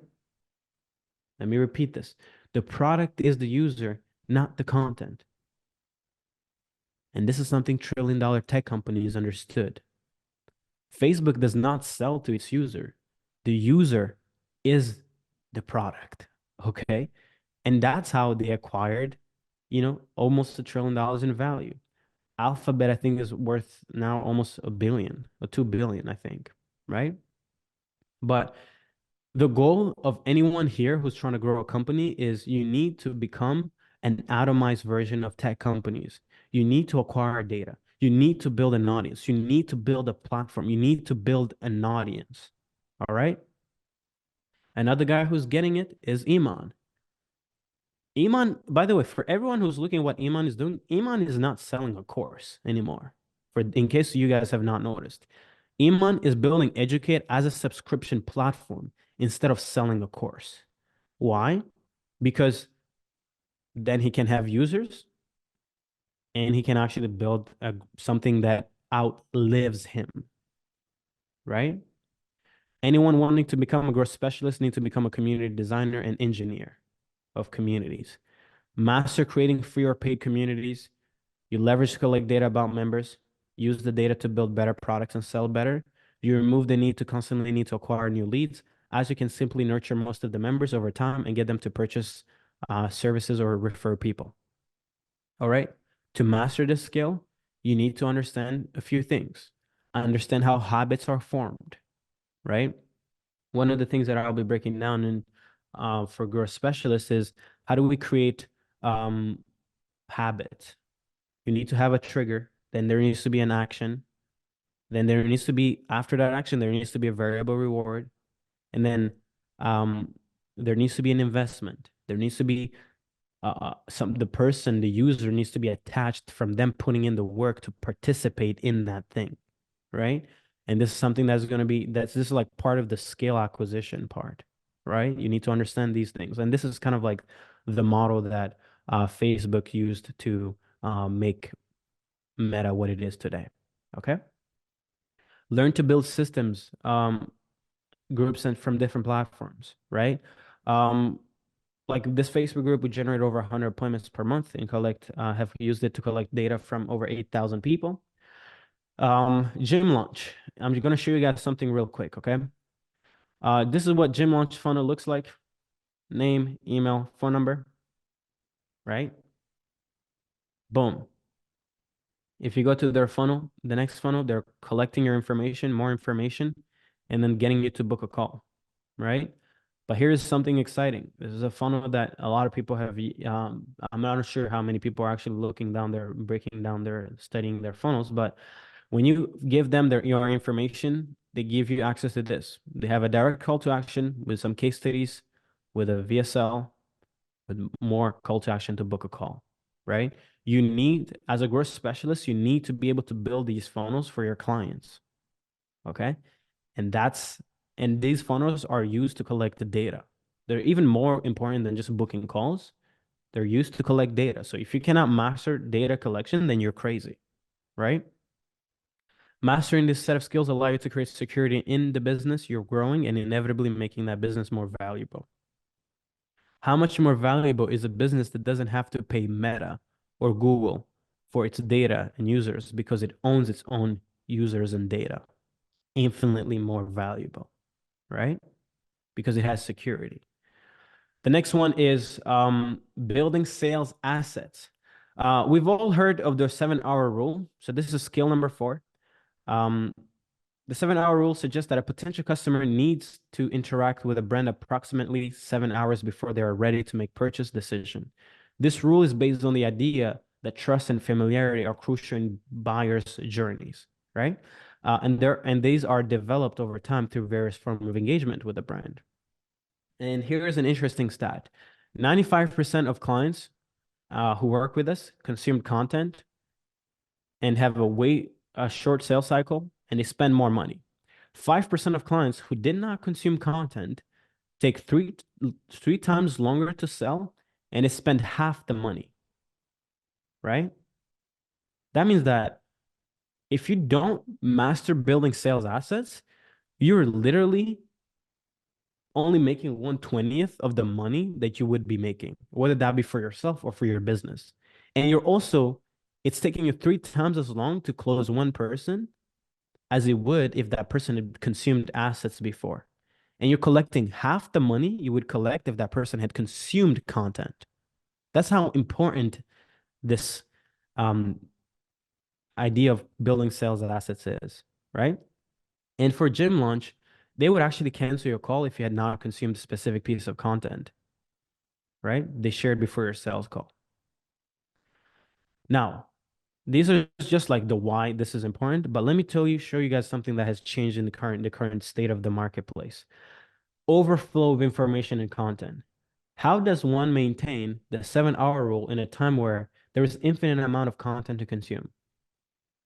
The attention span is dramatically shorter than it was before, making it hard for someone to accumulate 7 hours of engagement. And since there's more people to trust, then it becomes harder to trust people, right? The answer isn't more content. And maybe to get you guys more engaged, how do you guys think we have to deal with this problem? Since now, like, how do we deal with this problem in the industry where there's more content than ever before? And we know that people still have to be educated. How would you guys do it? Make better content, personal brand, show clients how to get results faster. More contact with the audience. Okay. Better product, better results, better content. Deliver in a different way. Fast value instead of more value. Okay. Stand out. All right. Let me show you how to do it. The solution becomes quality over quantity. Value and belief shifting via sales has been the solution, has been that solution for us. Okay. Most people think content is just content, okay? But just like building a car, there is a process to engineer something to be better, right? You can either have a Toyota or you can drive a Bugatti, right? And value and belief shifting VSLs are kind of like the Bugatti of content, right? This is a video sales letter that provides tremendous amount of value, primarily through demonstration, okay? But it also focuses on the second thing, which is changing beliefs. Value itself doesn't make a prospect want to buy. A decision can only be made once there is conviction. Conviction comes from psychological, emotional, and rational processes that lead an individual to hold a strong belief or confidence in an idea, concept, or action. Okay? If you do not know these psychological, emotional, and rational processes that lead someone to believing and having conviction into something, and all you do every day in, day out, is just give value, value, value, value, value, value, then you're actually gonna be, I mean, you're gonna need to move in with your parents, right? Or maybe come you can I can give you some. I have a spare bedroom, so you just let me know, right? So belief shifting is super important. Okay. And for us, we've built kind of like our funnels and to kind of like understand this, right? You need to be able to create assets that focus on process driven or case studies, value via sell, headline, and there are frameworks to follow to create assets that actually convert people's, and by giving them value, demonstrational assets, and that shift their belief. As a growth specialist, it is your duty to build sales assets following the value and belief shifting framework of writing sales letters. The result of mastering the skill is the following. In 60 days, we collected over almost 800 grand, and that's like in the last 2 months. Um, collected over $1 million in 60 days with one closer, right? Who here has more than one closer and still not able to do $1 million in 60 days or in a quarter, right? In the chat, if you guys have more than one closer, I'd be happy to to see how it works, right? Think of sales assets as sales reps who don't need sleep, food, or money. It's a mechanism that creates insane levels of efficiency in a sales funnel. One of the most important skill to acquire if you want to achieve big numbers with low lead flow or a small audience is your ability to build sales assets. Okay. We did $1 million, collected over $1 million, in a quarter. I think it was like 1.3 million in 90 days. And we only had an audience of 6,000 people. It is impossible. I mean, even Iman, guys, like maybe someone can DM Iman. When Iman had 6,000 subscribers on YouTube, he was probably making like 20 grand a month, right? The only difference between my ability to monetize better than anyone I know, and by the way, I mean literally anyone I know, is because of how great I am at communication and building sales assets. And that's a skill that I'd love for clients to master before they start working with us in selling infrastructures. Okay? Please, you need to master this. You can't not know how to communicate your value. If you want to make a lot of money fast, this is skill number 4. It's inevitable. Okay? Now, becoming a sales process engineer is the last skill. Anyone found it helpful? How much for that spare bedroom? It's going to be free. People send me garbage content to get a link and think I'll publish it for them. Yep, exactly. When the content is bullshit, there is no money to be made, right? But was this helpful on the content side? All right, perfect. Cool. Let's get into the next one. We're getting near the end, guys. All right. Every business needs a predictable way of converting eyeballs into money. Without this process, there's no business. For me to be able to build client acquisition.io and scale it, I had to become good at creating and dialing in sales processes for different offers and industries. I had to master process design, create detailed sales processes that align with the customer's buying journey and the company's sales goals. This includes defining steps involved in moving a prospect from initial contact to closing a sale. Process implementation, put the design sales process into action, often utilizing customer relationship, CRM systems and other sales automation tools, right? Data analysis, sales process engineers analyze data from the sales process to identify bottlenecks, inefficiencies, or areas of improvement. They use metrics and KPIs to measure the effectiveness of the sales process. Training and support. You need to be able to ramp up a team, whether that be an appointment team, setting team, or a sales team. All right. Founders and experts who don't have this skill are at the mercy of the wind and of government grants. If Will Smith had this skill in the movie, he would have been crying from suffering from success instead of letting Jaden sleep on the floor. Right? This is what happens. If you don't know how to dial in sales processes and build them out, you're at the mercy of pity. Like you're literally just looking for someone to help you. And if someone doesn't want to help you, then you're in trouble. But if you master engineering sales processes, then nothing can stop you. Because you can literally sell anything. Any offer you jump on, sell. Can sell it to anyone you want, right? An example of an appointment setting workflow that we leverage for a client, he's gone on to, do 56K in revenue in the past 7 days. I'm going to try to see if I can show it to you guys real quick. And this is like an appointment setting workflow, right? This is not a sales thing, right? So let me show you guys real quick. Where is it? Right? So you need to be able to, whoops. You need to be able to come into a business, look at their offer, identify where they're going to source their leads, okay? Find qualified audiences, okay? Then you need to be able to design their conversation workflow. Then you need to design how they're going to educate them. You're going to need to help them find the inefficiencies. You're going to need to help them design the education steps. You're going to need to have them how they're going to do the conversion part of in the conversation, right? And all that. This is stuff that you need to build out for your clients or for your own offer. If you can't build this, it doesn't scale. You cannot scale anything, right? And if you want to help businesses make a lot of money, this is the thing you have to do. All right? Cool. Perfect. Let's get back to it.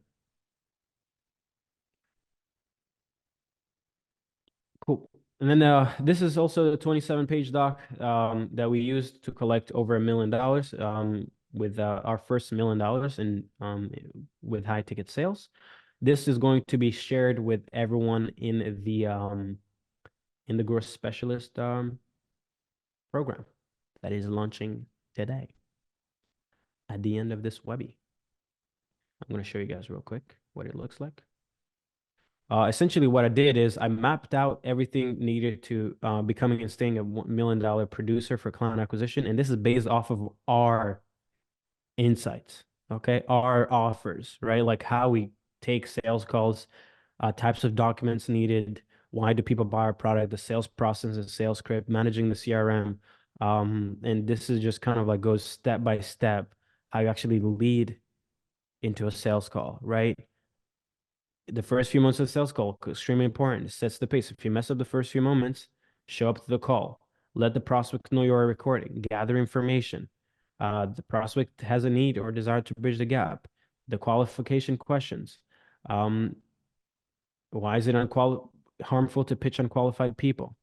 Acknowledge the gap. Label them with a problem. Ask for permission. Share them with a prospect. Like these are all things that everyone here needs to master if you really want to collect money in businesses. If you cannot design this for a business, sorry, you're not eligible to make anyone any sales, right? Now, as a growth specialist, this will be the last skill you need to master before to be desired by every business wanting more growth, right? It's like collecting all the infinity stones. Once you have all of this together, like you become unstoppable, right? You become unstoppable, right? Like truly unstoppable. Okay. If I lost everything and had to earn my first 100K or $1 million in the next 12 months, this is how I would do it. Find and acquire powerful insight, a solution to a painful problem.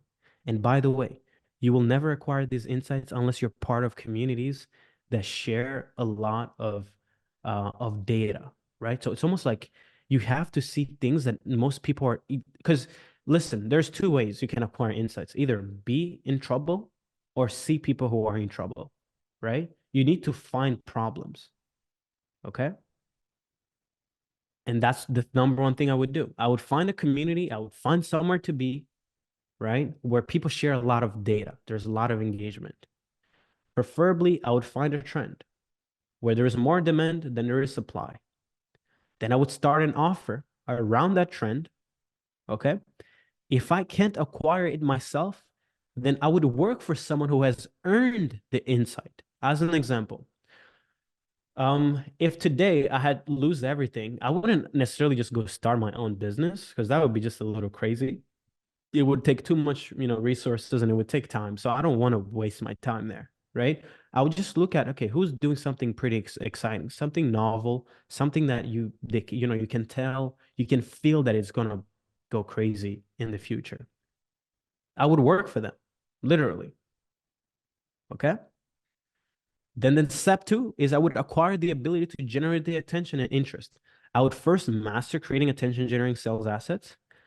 Then I would do some outbound prospecting with $3 an hour VAs or paid ads, of course, right?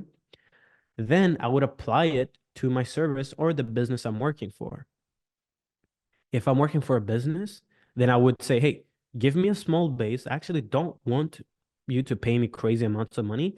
I only want 5% of 5 to 10% of everything after expenses. Like I would just want 5 to 10% of profits of the business as a growth specialist. I'm going to come in, I'm going to design your whole acquisition infrastructure, right? And I just need a little base so I can pay rent, but everything else is I'll get on once we grow, right? Skill number three that that business owner would be willing to trade for me in exchange of a little percentage if I'm working for one is building them a community and collecting data for them. I'll build the funnel. I'll build them a group, maybe a Discord community or a Facebook group. I would use the data I'm acquiring and the members' behaviors and feedback to iterate the offer and the messaging. I would iterate the offer and the messaging for the founder. I wouldn't just wait for the founder to be just doing the thing. This is the thing that you guys need to understand. As a growth specialist, you control everything from service market fit to the messaging to the how they get attention to how they nurture that attention and to how they sell it. You control everything, right? Either you do this for your business or you do it for someone else. Then I would acquire the skill to nurture and sell at scale. I would create bangers, bangers after bangers after bangers on a weekly basis. And once I'm done, I would do it on a daily basis. I would shift so much beliefs that I would bring in more revenue than the business owner has ever made in his entire life. Then the last thing I would do is I would engineer their sales process to convert eyeballs into money. The lead capture process, the lead engagement, the lead nurture, the appointment setting process, and social operate mechanism, create sales scripts, create follow-up systems. These are the foundational skills and steps I would follow to scale any offer I work on today. And to be honest, these are the most in-demand skills that there are today. Okay? And if you don't have these mastered, regardless of whatever technology that comes out, the people who have these skills will outperform anyone in any condition where they have to scale an offer. Right? Cool. Perfect. Uh, Beautiful. Anyone, any questions? Please put the questions in the chat, okay? All right. Now we're towards the end and I'm about to walk you guys through something exciting. So quick question. And for those who've been on my webinars before, I'm sure you guys like these. So let's get into it. Was our time together thus far enjoyable for everyone on this call? Please leave it in the chat if today's was interesting. If it was valuable. Have you guys found it valuable today?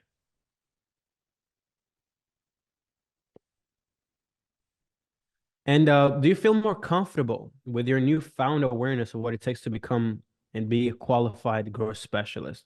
All right. And is it fair to saying that using these insights and it is unreasonable for you to not have a significant advantage over your competition, whether it be someone you trying to acquire a skill or you knowing what it actually takes to scale your own business? Because this is something that is important. Everything I walked you guys through today, either you can go take it, go sell to businesses, or you fill in the gaps as to why your business is still failing. All right. Cool. Perfect. Let's go. I have absolute confidence that you could take everything we've covered here today and on your own go out and put it into action and get results that you previously thought were impossible. I'm certain that with just the information we've covered on this webinar today, left on your own with your resources, time and effort, you can go make a go at this and in a way most people will never be able to. And if that were your only option, it would be a worthy ideal to pursue.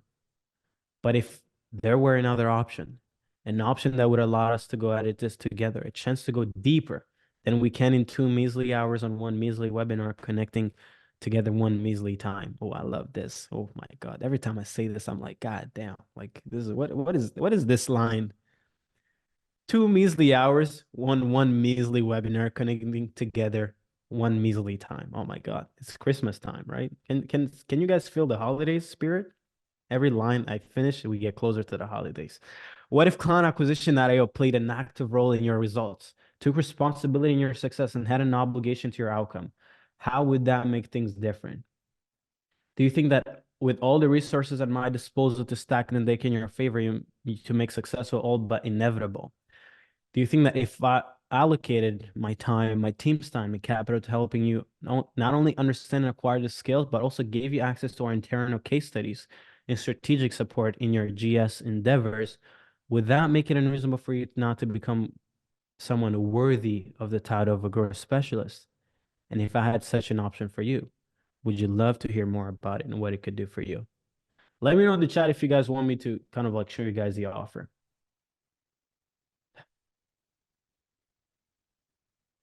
Let me know. Hit me. Terrence, I'll hit you. I'm gonna show it to you. Don't worry. I'm not gonna hide it. I ain't gonna hide it. I'm gonna slap with you guys the offer. I see Jason leaving. It's okay. You can leave. He's scared of the offer. He knows he can't. He knows he can't resist. If you can't resist, it's okay to leave now. Leave now or be ready. I'm gonna sell you. That's one thing. That's one thing I'm gonna do. All right, cool. Let's get to it. And by the way, guys, this is one of those products that I'm excited to launch. Because it has the potential to change the lives of a segment of the marketplace that we have not necessarily been paying attention to for the last 3 years that I've launched the business. I've yet to launch a product that focuses on scale acquisition. It has always been about, oh, come in, let's scale your business, super aggressive, let's scale, scale, scale, scale. But this is the first product that we're realizing that the biggest bottleneck people have is not necessarily that they don't know how to scale, is that they're not yet the person deserving of the ability to scale a company. So I'd like to introduce you guys to growth specialist.io. And I'm sure you guys have seen me talk about levers enough, and this is one of those levers that you guys do not want to miss. Instead of just knowing what you need to move the world and going at it alone, leverage me and my team and all the data and insights we have around growing companies, right? Within the growth specialists. And check this out. A program with the sole focus of creating the top 1% growth specialists with a proven track record. 95% of entrepreneurs who try to start a scale a business fail miserably. 90% and more fail to scale past 10K per month. I personally never got to understand why people get stuck here, but over the last, 4 months of working with partners, I realized that, oh my God, like I'm trying to scale these businesses a little faster than the founders are. Like it's almost like in order for a business to scale, the business cannot outscale the founder. So one of the things that we realized is that we were trying to scale the business faster than the founder was scaling who they were and what the skills they had, right? And we realized that that's a way to break a business, because then we start being the one who are leading their companies instead of them leading their own companies, right? And people keep buying more information thinking that they lack knowledge when what they lack is comprehension, application, and data.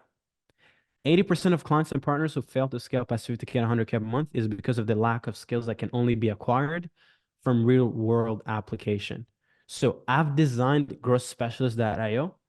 And for someone who just asked me, is it different from the last one that we launched earlier this year? Yes, it is. Because this one is to solve application of insights which leads to mastery instead of just giving you information, right? And here's what the program is about. The goal is everyone who's coming into the program starts here, initial. Maybe you're making money already. It's cool, whatever. Maybe you don't have, a business, successful business. Maybe you've gone through other courses. That's okay, right? But we're going to be mixing two things, theory and application, right? And success in this program comes from you sending a full case study breakdown of you applying insights, systems, and generating a minimum of 10 to 30K a month in new revenue for a business. Let me repeat this. This is not oh, you're just learning insights, blah, blah, blah, and you just think that you're getting ahead. No, no, no, no, no, no, no, no. If you don't have a case study proving that you've added 100 grand to over $500,000 a year to a business, then you did not succeed. You did not, it's as if you didn't even go through the program, to be honest, right? The business can be your own or can be a company that you're leading growth in. Acquiring a case study will be the only way you can access GCP and start selling build and release offers. Every quarter, we will be doing a growth specialist award to the top 5 case studies in the community, right? And let me give you guys a bit more details. This is a 90-day program. This is subject to change, right? We'll see how it goes. The program is split in 2 sections. There's frameworks, theory, and then there's application and real and live case study breakdowns, right? So I'm going to be doing like theory stuff, or not it's just me. We're going to have other experts in my team, and everybody's going to be building the thing that they control in the business. And then you guys are going to see real live case studies of this being applied in the real world. Okay? But that's not it. The community will also be split in 2. There will be the general community, those who have yet to share data and proof of being in the arena, meaning doing the work. That will be one group. And then the second group is going to be the inner circle, those who are in the arena, sharing with us weekly data of the application and the insights, right? And this is one of the most interesting thing that I'm excited for this program, is because just because you're in the program does not mean you get full access to the program. To get full access to the program, to the real insights, the real like things that we're updating day to day, you need to be in the arena and you need to be applying the things in the program, right? And you get to go from this level to being part of the inner circle where we get to share what we're noticing trends. You get to share data, other people get to share their data, and then once a week we meet and we pick some of the most interesting insights and we share them together, right? So it's going to be it's almost like a community where we all feed off of each other work. It's not about the program. It's about who makes up the community that is more valuable, which is why I don't want to mix community with people who let's say buy something and never even learn anything and never apply it, and then just ruin the community because they're so far behind. No, it's going to be split. You need to be deserving of being in certain levels, right? And being surrounded by specific people. Okay. After 90 days, you subscribe to remain in the community. This is not a static program.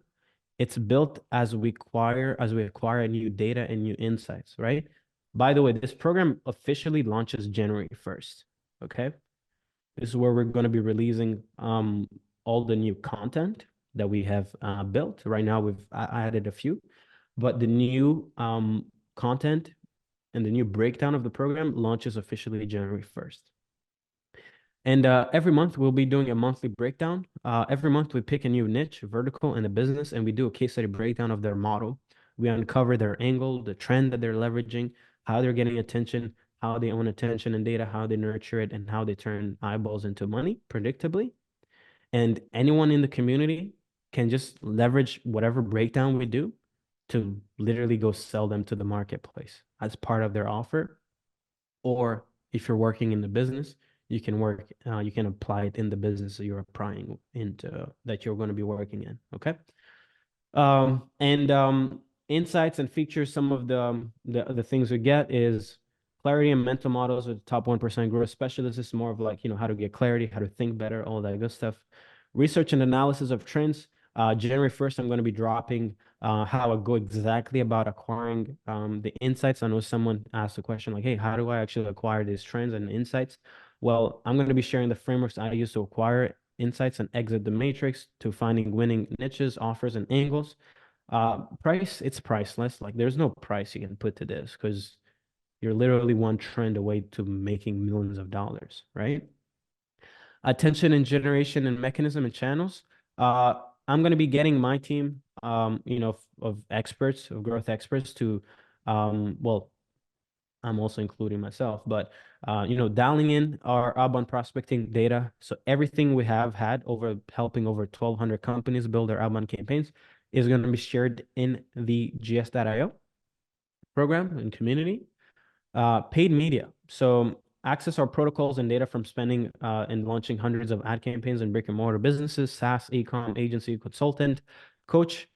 You guys are going to be getting that I mean, you would have to spend over 20 grand on people a month to access what we're going to be sharing here. Okay. Owning and retaining attention frameworks and systems, access the funnels and community building processes we stick to when scaling audiences. These are also like, I guess you would have to spend a lot of money every month to get access to this. Conversion mechanism, over $5 million in cash collected in appointment settings and sales process. You guys are going to have access to this. I spend around 40 to 80K a month on the systems and processes that you guys are going to be accessing. You'll get to see our internal appointment setting looks like, get to see what our sales process looks like. And there will be 3 to 4 group calls per week, right? And an extra call for inner circle members. And then, of course, we just also built a new community on Discord, which you guys will get access to, where we kind of like get to share offers, attention, audience, data, insights, all that good stuff, right? Also, there will be one yearly retreat for inner circle members, right? If you're part of GS.io, no, you're not eligible to join the retreat. You only have to be in the arena. You have to have proven that you've gotten a case study in order for you to participate in our retreats. Okay. And these are some of the most beautiful moments in life, right? The price, really simple. The price of the program is 7K. Okay. But the official launch of the program is January 1st. Okay. Which means that we have to do something nice for early movers, early adopters, early anyone who signs up earlier. Okay. For early movers, we want to contribute to the build of the program. We have something exciting. We're giving access to the program for the beta price, which is just 5K. Okay. And this price is available till December 31st. So I think we're in 10 days, this pricing here will go back to the official price of the program, which will be 7K. I didn't want to make this program cheaper, just generally because I want to keep a certain quality of people joining it. And prices dictates quality prospects more than anything.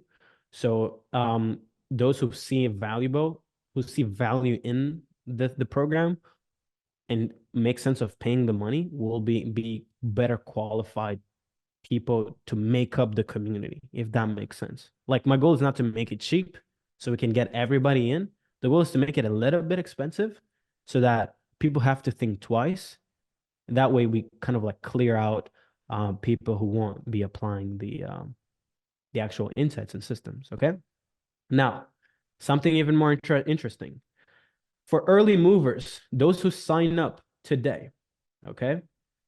So the first 5 people who want to sign up today, I have an additional 1K discount. That means that for everyone on this Webby who signs up in the next 24 hours, you get to sign up in GS.io at $4,000, right? You have 2 options to do it. You can either pay on the funnel here, okay? add in your information, then you'll visit the next page, and then the price, all you have to do is just pay 4K, or you can book a call here. If you have a question, Joseph is available. We have only 1, 2, 3, 4, 5 slots today, right? Just literally for these 5 people. If you want to sign up, be my guest. We only have these 5 slots. Like truly only 5 people can get this price today, right? And if you don't sign up in the next 24 hours, then you have after 24 hours, we're going to take down the funnel. We're going to take down this 4K offer. Then it's going to be 5K until the December 31st, right? For NBL members, one NBL member will get access to this program for free on December 31st. I'm going to be announcing the winner, right? As well as $1,000 cash that they're going to be winning, right? And also for NBL members, if you've been an NBL member in the past, before this Webby, I don't want people going to sign up in NBL and be like, oh, Serge, please give me the discount. I'm an NBL member. No, no, no, no, no, no, no. We're going to check. Only if you've been an NBL member prior to this Webby will you be able to get this bonus, which is a payment plan. Payment plan will only be available for NBL members, right? So if you've been an NBL member, congrats. You can get a payment plan by signing up, so you don't have to pay 4K upfront or 5K upfront. Okay. So I think the team, can you guys put the links in the chat?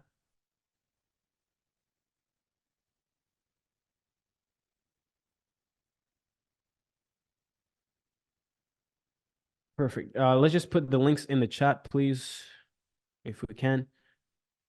So this is going to be to book a call, and this is the link to the payment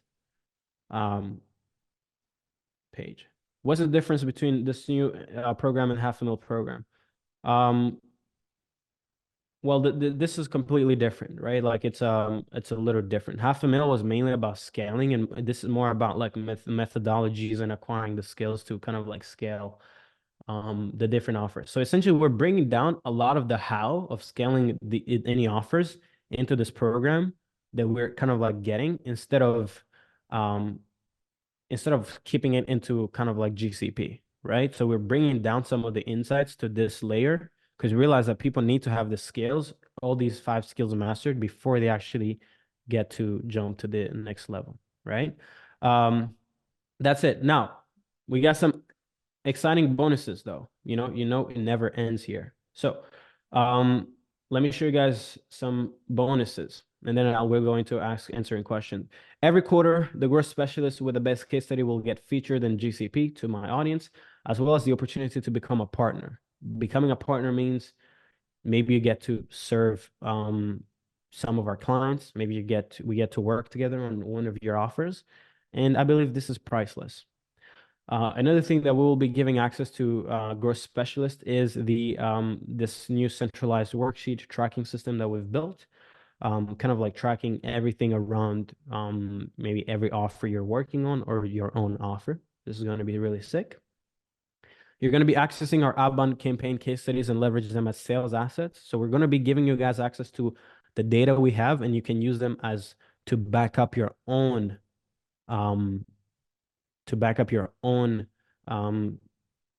offers or business if you want. Access our paid media case study breakdowns to back up your own efforts. So we're going to be showing you guys, breaking down a lot of the stuff we're doing on paid ads so you guys can implement them and leverage them to serve yourself or serve your clients. You're also going to be delivering pre-built funnels, sales pages. So this is going to be cool. And one of the things that is going to be super interesting is that the future of appointment setting is becoming to, dialing. I don't think necessarily like the future is around social media outreach or all that good stuff. The fastest growing companies that I've noticed are all leveraging AI and people to dial leads as soon as they opt in. So one of the things that we're going to be sharing starting next January 1st is this process of that we're kind of like are as well building as we go, which is building dialing systems, right? So I can show you guys what it's going to look like. We're going to be going over dialing systems so that you guys can also leverage it and maybe leverage it to implement in your clients' businesses or in your own business. So this is going to be something super exciting that I'm really excited for. Worth, 15 grand, like, so much. It's worth so much. Like, I mean, it's priceless in my opinion, right? Every quarter, the growth specialist with the best case study will, that's I've already shared it. When clients and partners want growth specialists, we will be referring to the community to find talent. Okay, so this is important, okay? Because one of the things that I want you guys to realize is that by becoming a GS and kind of like being in that community, we get infinite amount of people wanting growth specialists. So let me show you guys something real quick. Every single day in our Facebook community, we get someone looking for growth specialists in our Facebook group, like every day. Like it's infinite. It's one of the most in demand role. Um, that we are currently looking to fill up, right? So that's kind of like also why we're designing this, because we're also seeing a crazy demand on this type of scale. And every time we see a business that needs help that we can't necessarily fulfill, then we'll be sharing some of the demand in that community, and then people can just request. You can just kind of like find offers to work on if you need that, if that's what you need, right? And then we're also going to be giving access to the $500,000 program, which something that we kind of like stopped giving away. But we're going to be giving everyone access, which contains some interesting insights. As it wasn't necessarily just all about client acquisition, it was also about different offers, TikTok, agency, e-com, short form content, trends and offers, all that good stuff. We're going to be dumping all of it in gs.io, so you guys are going to be getting access to this. And we're also going to be doing a breakdown of the best community generating at least $1 million a month. This is something that I'm excited to share with you guys. I've been kind of like looking at communities that are doing pretty well and breaking down kind of like their funnels. A breakdown of the paid ad strategy generating over $4 million of consulting, kind of like the paid ads strategy that we saw that they were leveraging. A breakdown of the appointment setting infrastructure generating 500K a week. This is going to be kind of like a breakdown of how they set up their dialing process, and a breakdown of the sales tactics, just kind of like the Google Doc method used to close 30 to 100K growth infrastructures for a brand that is doing for a company that's doing 3.8 million a month. Okay.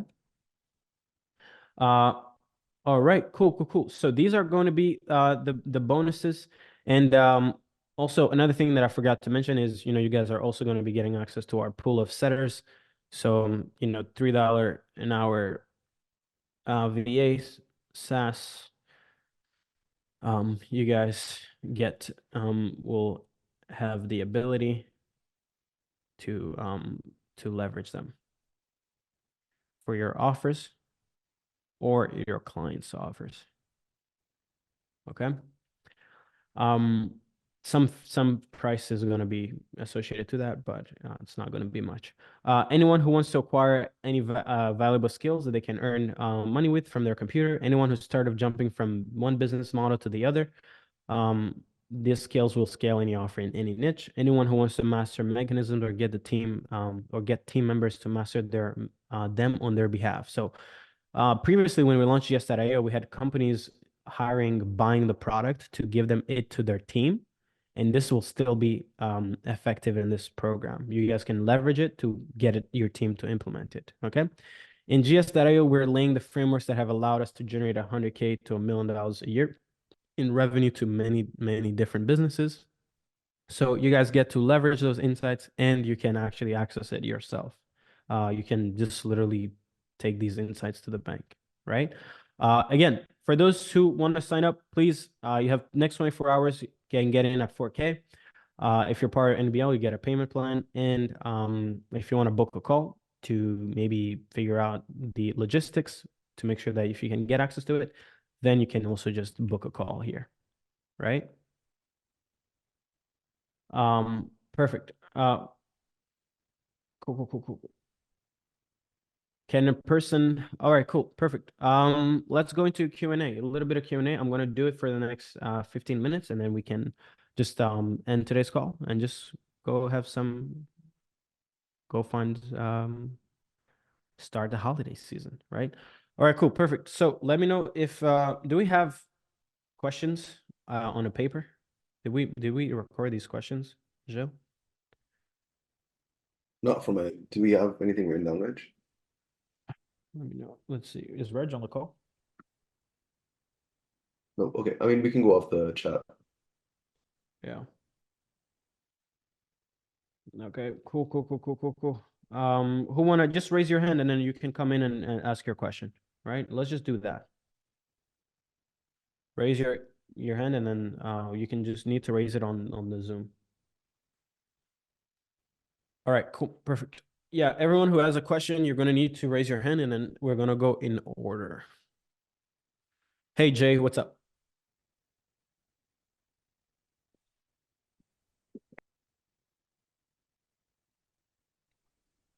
Hey, can you hear me? Mm-hmm. Sweet. So, what if you already got the first growth specialist .io?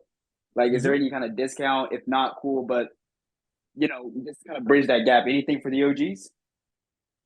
I mean, if you are part of the old GS.io, you can get a discount for sure. But this is going to be a completely new product. So it's not, I mean, not completely. There's stuff from old GS, but there's new materials that aren't associated to the old one. And the way we're going to do the support process is completely different. So these are completely two different products, but because the old product was mainly angled to align to like more aligned to like appointment setting, but this is a completely breakdown of five new different scales, right? So January 1st, we drop more insights. So that's going to be pretty sick. But yeah, Sweet. Fire. but if you book a call, we can get you an offer. So you're good. Sweet. Fire Webby though. Fire Webby. Appreciate it. Cool. Awesome. Hey, Leroy, go ahead. Yeah, so I just had one quick question. Into how many months can the payment plan be split up if you would decide to do this within the next 24 hours? 3 months. 3 months is the max. Yeah. Okay. No, thanks for that. Fire Webby, a lot of value. Thanks for everything, Love and it. appreciate what you do, man. Thanks for joining, man. I appreciate you. Hey, Manash, what's up?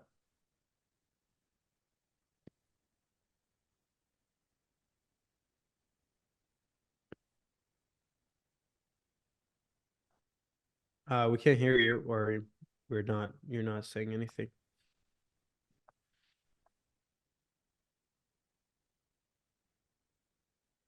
All right, cool. Hey, David.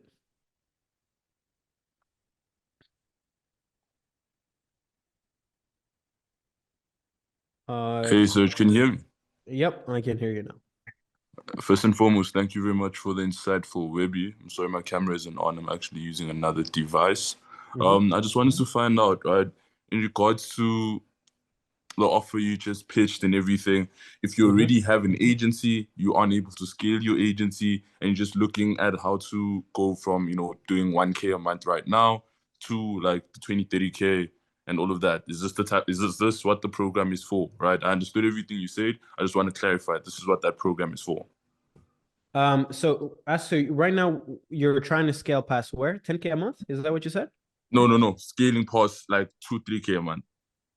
Oh, then yeah, this is perfect as long as you can afford it, right? So yeah, exactly. So here's the thing. This product is designed to be perfect for anyone doing, I would say, anything below like 25K a month, right? Because Yeah. it gives you all the skills in the application for you to be able to go to 10K and beyond. Because you need to master finding the right trends. You need to master being able to get leads, appointments, and sell.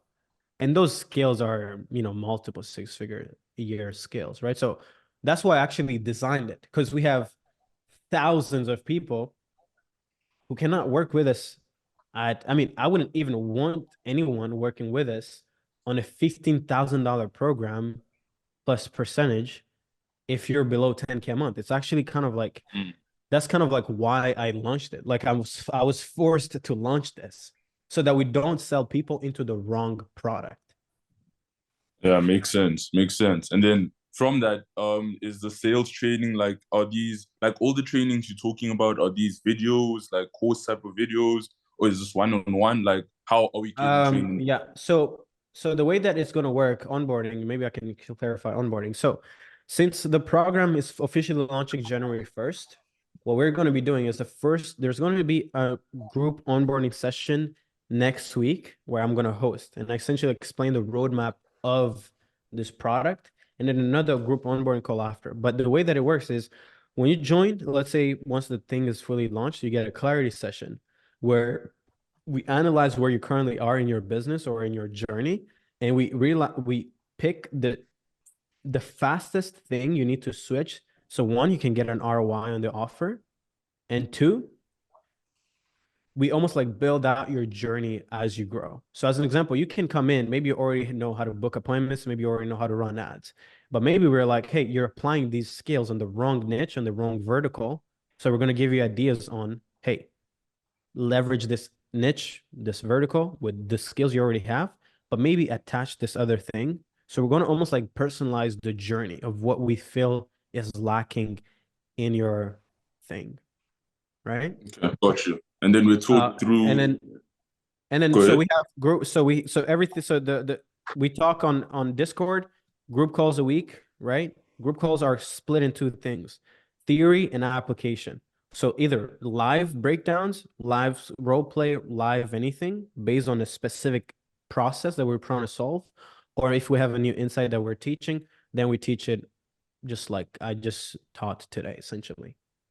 But it's Okay, not got you. one-on-one. It's not a one-on-one session. It's like a community structure. Okay, so and then we still have, you know, like videos available, like a Yeah. game plan. Okay, yeah. I'm gonna show you guys a quick breakdown of how it's gonna be looking like on Circle. Maybe you guys can kind of like see it. And by the way, we're still building it, so please please be mindful of that. But we're essentially going to be building it out on Circle. That's where we kind of like have our insights. So it's going to be kind of like built like this, where you have everything is built in different categories. So you have like research and analysis, attention, owning attention, converting, and then everything is going to be built like that. So as an example for GCP, we have it this way. Everything is kind of like separated in different categories of lessons, right? And that's kind of like how we design content. We don't put everything in one. So this is not like a course. This is not one course, right? It's almost like it's a bunch of different lessons, because I realized that there's no one course that can actually help you solve your problems. Offers and trends should be its own. Audience creation, client acquisition, sales, fulfillment systems, talent. Well, we apply it to the same thing for GS.io, but it's more on like on a scale, on a tinier version of a scale. Like it's a direct, it's, I don't know how I can explain it. So it's like, imagine But I this. understand. You understand? So it's like Yeah. theory and then application of everything. That's how each product is laid out, which I don't think I showed you guys, but let me show you guys real quick. But we're still building it, guys. So like I said, January 1st is when we really kind of like will kind of like dial it in, right? So you guys will have like this process where it's like the theory, and then you guys will have the breakdown application.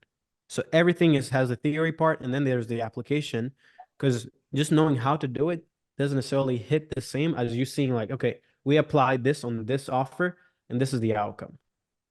That's how every single section will be structured. And do the early birds get this 10 days access before 2024, then still get 90 days on top? So, As of 90 days start now. Correct. So the program launches January 1st. So anyone who signs up today, you still get 90 days starting January 1st, but you get access to the content and the material in the community starting today, and whatever Okay. is in there. But like the future launch of the product is January 1st. But we'll still Yeah, be awesome. supporting and helping everyone out in the Awesome. meantime. Appreciate the baby, man. Take care. Love it, man. Appreciate you. Thank you for jumping on, man. It means a lot for everyone here giving us the attention. All right. Hey, Timmy, what's up? Yo, what's up, man? My question is regarding insights and value prop. So I have a fear around selling the asset as the infrastructure, as I don't want my client to have the full secret, like the Coca-Cola secret recipe, right? To Okay. take my thing and go and make millions without me getting my cut. So, Yeah. you know, I will get my long-term cut from my output. My current play to solve this is an infrastructure upfront plus a percentage of sales. It goes through 3 months, and then the client gets minimum visibility of actually how this is happening. And then if we hit a certain revenue target, let's say 100K or so in new revenue, then they're already binded to agreeing to like an annual contract, a big, like a 6-figure contract, plus a, you know, same or more percentage of sales, plus an equity goal.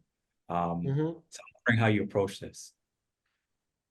I mean, I don't necessarily think it's I think maybe your mindset is about securing the future, but I wouldn't, if you want to just keep people paying you every month, then just sell them an agency retainer.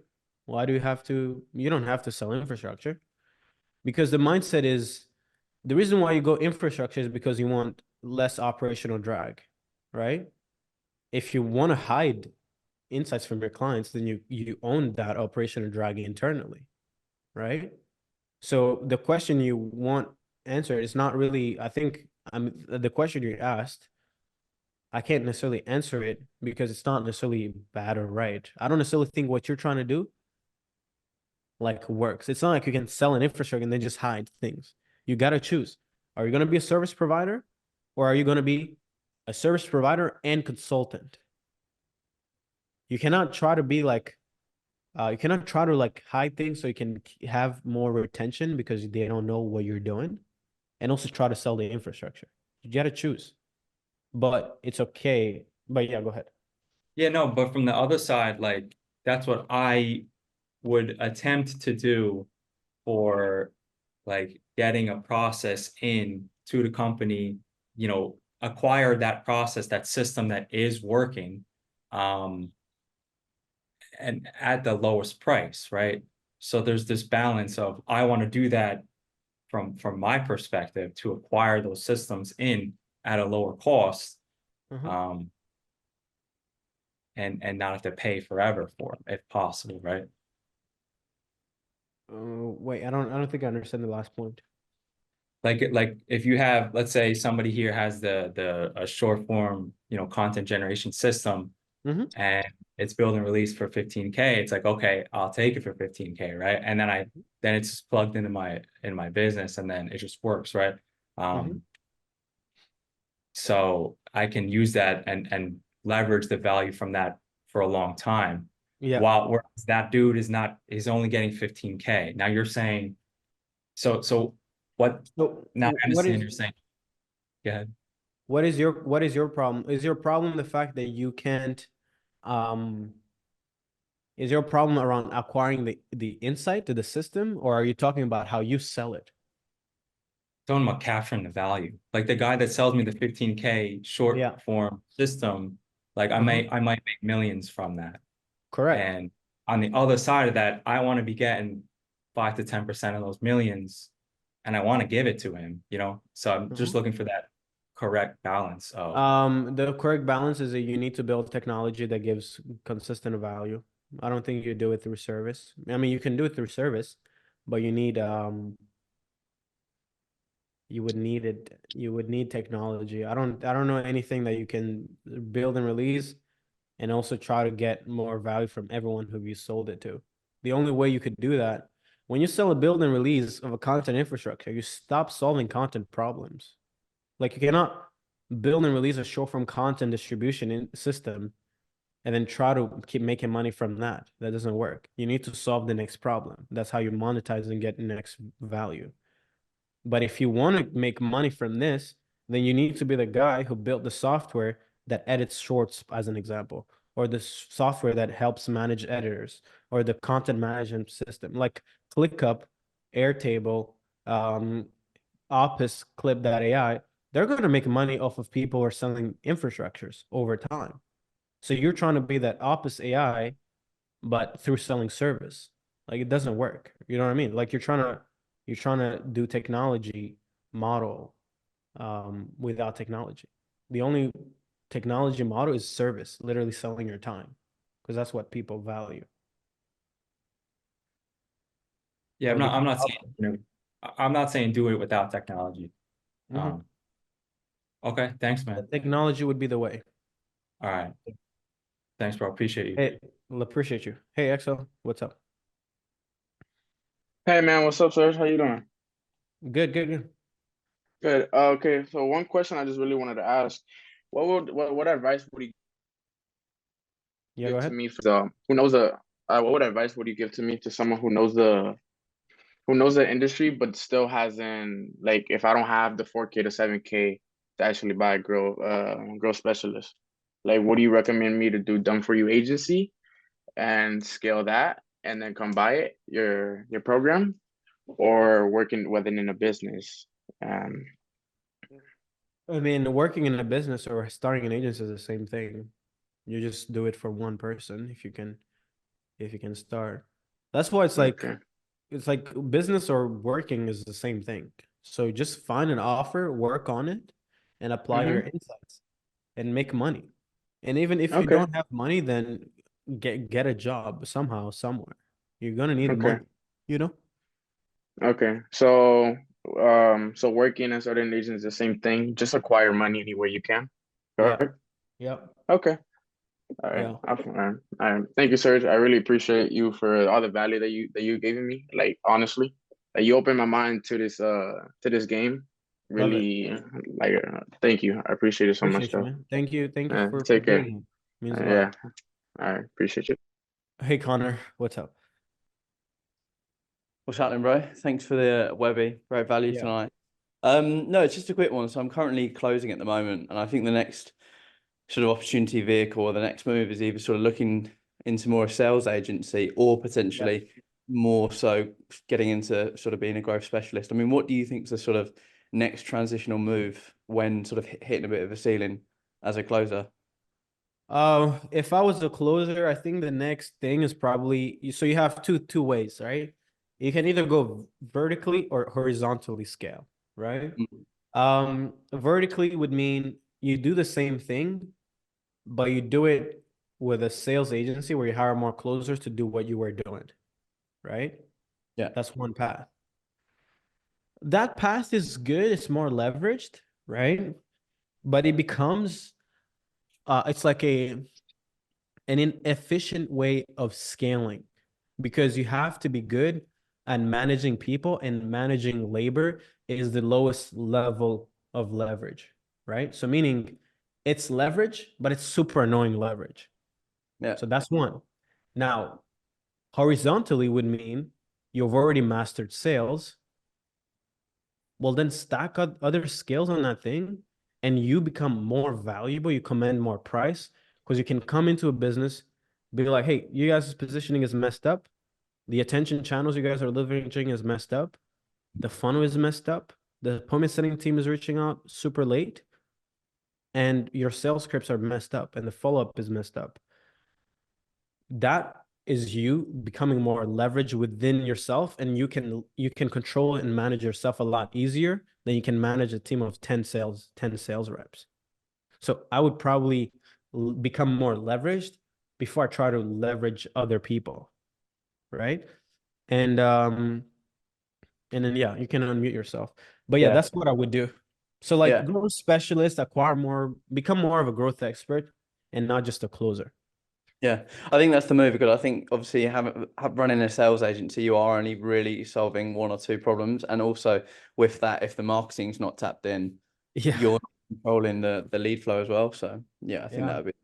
Thanks for that. Appreciate it. Yeah, no. Yeah, just like build and release solves every problem of the business. I think that for a person, they also need to build and release all the skills in themselves to make the most amount of money, right? Mm. So it's like build and release, but for the human. That's what kind of like GS is really. Um, Hey, DL, you want to go next? Hello, Serge. I just want to say Hey. thank you for the information that you provided on today's call. A lot of Yeah. takeaways to apply. And my question is, can someone with no experience, let's say no business as of now, Mm-hmm. however, can still afford the program, be What up? for the program? All good, all good. 1 second. Yeah, Someone my name is. is Matt. Okay. Yeah, go ahead. Yeah, go ahead. Sorry again. Repeat. No worries. So my question is, so can someone with no experience in the industry, and let's say have no business as of now, however, Mhm. can still afford the program, still be applicable? Well, it depends. What do you want? It's something Prior you experience, want? I was basically doing a content creation, and now I'm just finding like a vehicle. So I'm kind of stuck in the space where I was doing content creation, Yeah. like a content creation agency for like entrepreneurs. However, like you touched upon, you said how there's like a dilemma when it comes down to agency scaling, Yeah. but it's now just finding a vehicle to tap into. Okay, perfect. And the first, I mean, listen, okay, thank you for telling me that you're doing already something, right? I thought you were like complete beginner. You just found the link to this Webby on YouTube and you just opted in. yeah. But if you're already in the game, it's just that you lack some other skills, then I would, as an example, a growth specialist can still be anchored into content. Like as an example, I'm sure you know Jiro because I feel like you have an accent from the UK. Yeah, I know. Right? Like what makes Jiro different from other content agencies is the fact that from working with me, he's seen what the back end looks like. So he's not just selling, oh, you're going to have great reels.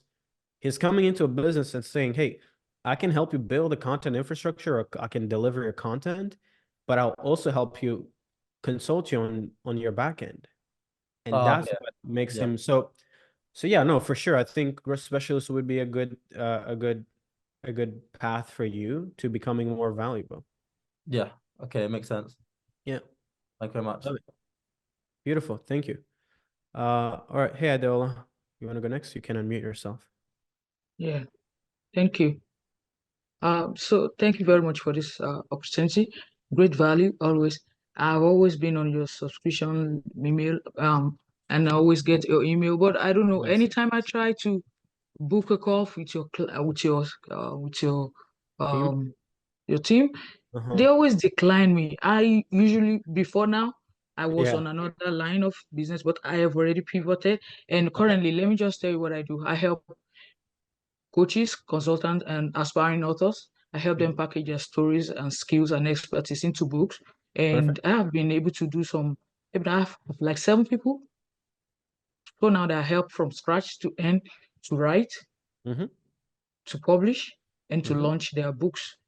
So I need this on how I know from the last caller what he asked. I'm already in the system. I'm making some money.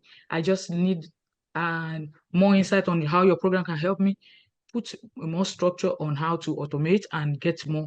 So I have a team that are working with Okay. us doing that already. So, and I want to go ahead and book. I have a high level with you. I don't Yeah. know why anytime I book, they just don't get me. They just I think decline my. so the reason why we declined, and this is why I was forced to launch this program. So there's really two things. One, because we only had GCP. So GCP, we realized that it's so like there's so much stuff that it actually ends up impeding the progress on the client. If it's too much, it also is not enough. So we actually cancel 65% of all the calls that are booked in every week, because even though you want our help, the product and the service we had was not structured to be foundationally like structured to help people between 10 and 30K, like, or people below like 30K a month, right? It's kind of like our way of building something that takes into consideration of how the learning process should look like and the application. So like with GS.io, now that it's launched, then if you were to book a call, like it probably wouldn't get canceled. But by the way, Gilles, we need to make sure that we stopped canceling the calls for people since we have the new product. Okay. Okay, so thank you. I'll go ahead and schedule. I hope Yeah, love it. to see Yeah, how and then we work together. and then you can message me if ever you have any issue, right? So I'll get you on a call with the team. All right. Thank you very All right, much. I cool. appreciate it. I love it. Welcome. Hopefully we'll get to talk on another call. Hey, Richard. Hi, yes. I just wanted to ask about the NBL subscriber. What is that? Because I'm quite new to your program and I've just Okay. found you recently. NBL is a weekly subscription community, $49. And what I did is I essentially dropped in that community kind of like insights into the growth creator model that we leveraged to build the I guess the $7 million run rate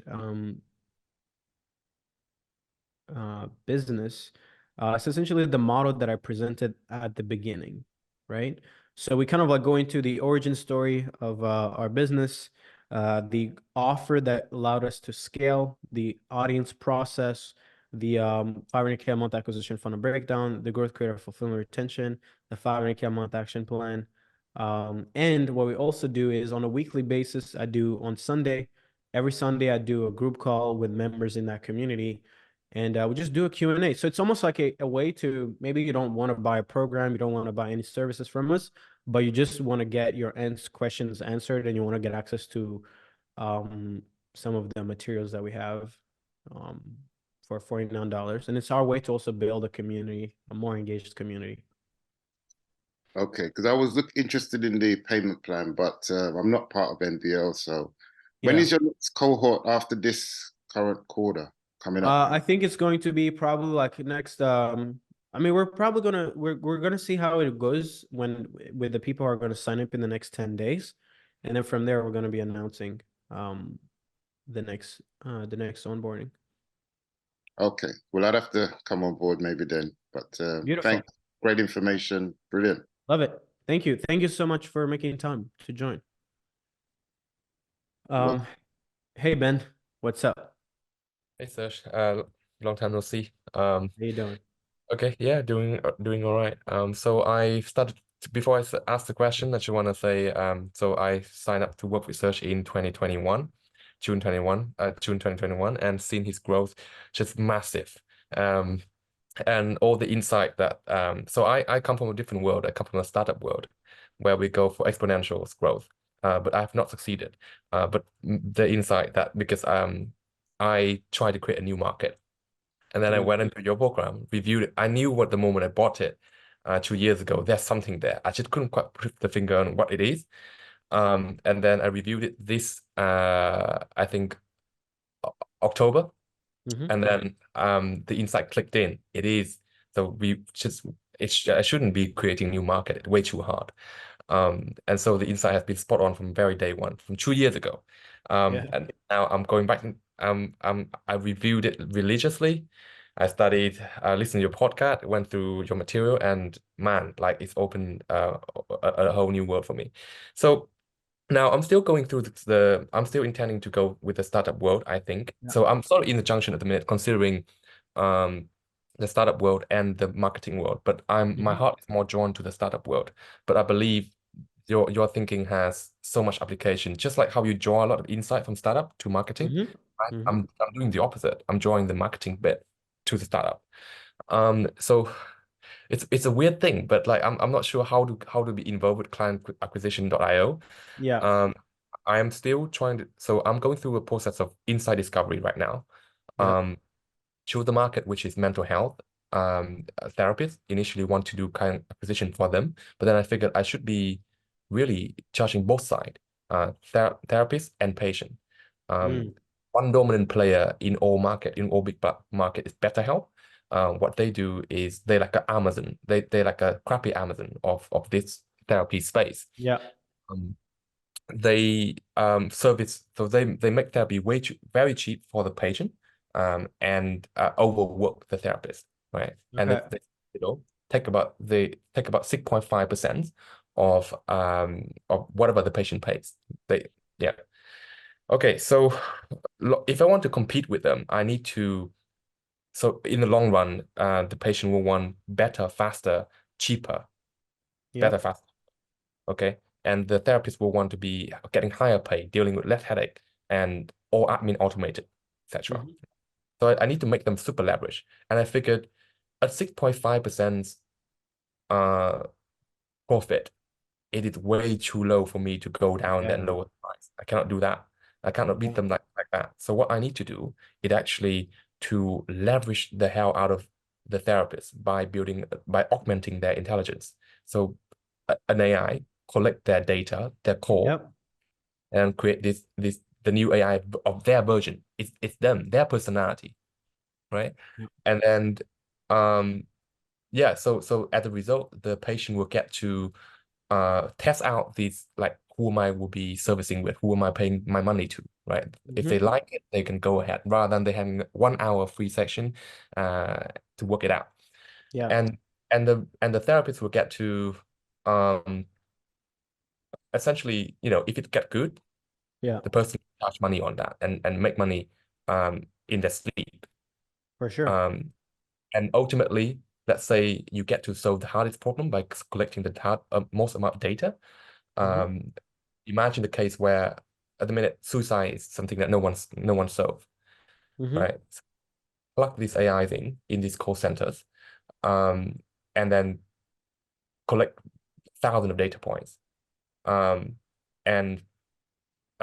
put a data scientist there, solve the thing, Yeah.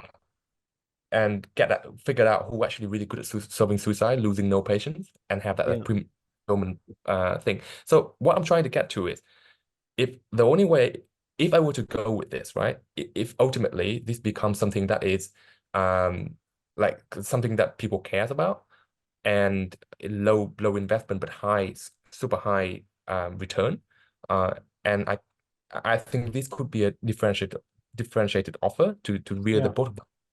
But it's really dependent on me collecting the data, right? Yeah. Collecting the data.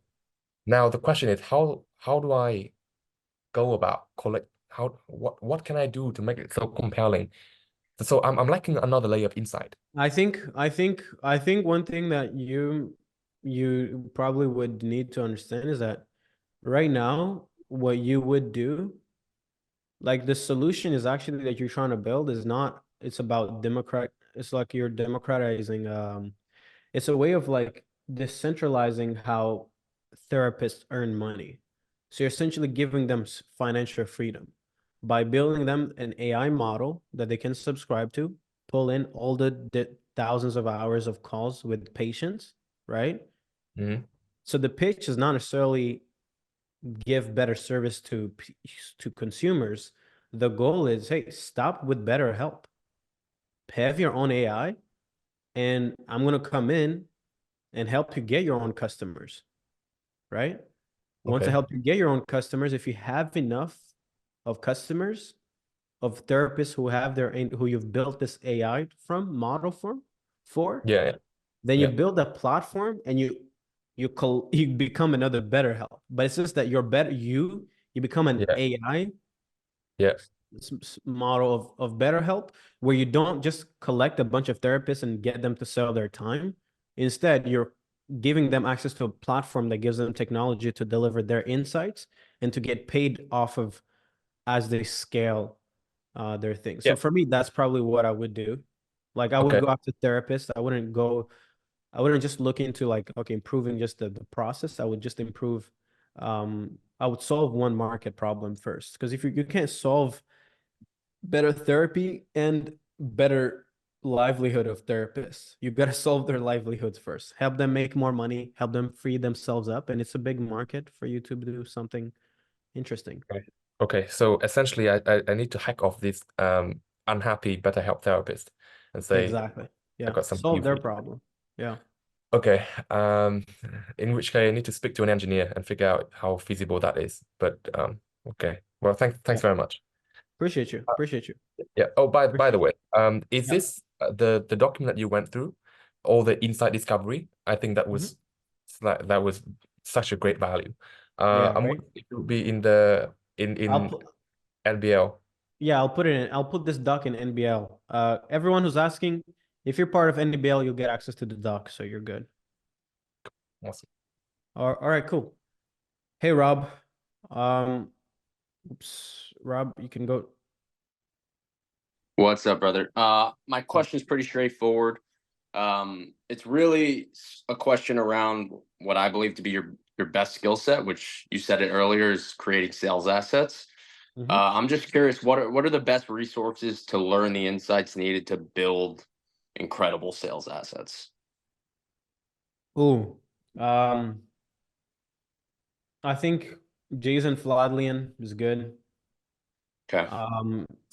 Expert Secrets, Russell Brunson or whatever his name is good. Yeah.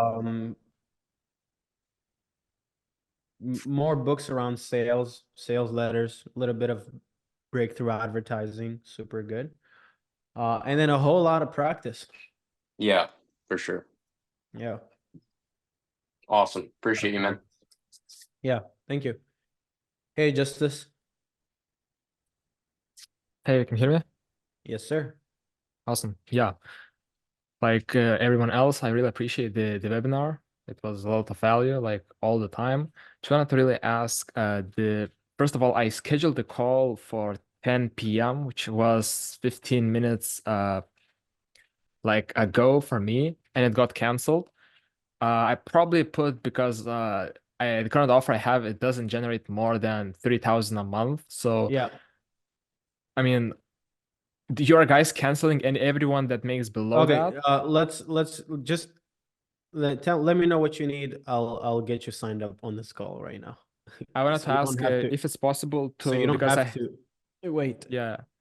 First of all, is this program like tailored for someone who is just getting started? Like I have the knowledge, as you know, in appointment setting, a Yeah. bit in sales, and as well in running a outbound team and inbound team a little bit. So Okay. I've done that for a while, so I have the knowledge in that. Now, I don't really have that much knowledge in building the infrastructures, you know, the offers, the workflows and stuff like that. Do you Okay. think this program is okay for someone like me?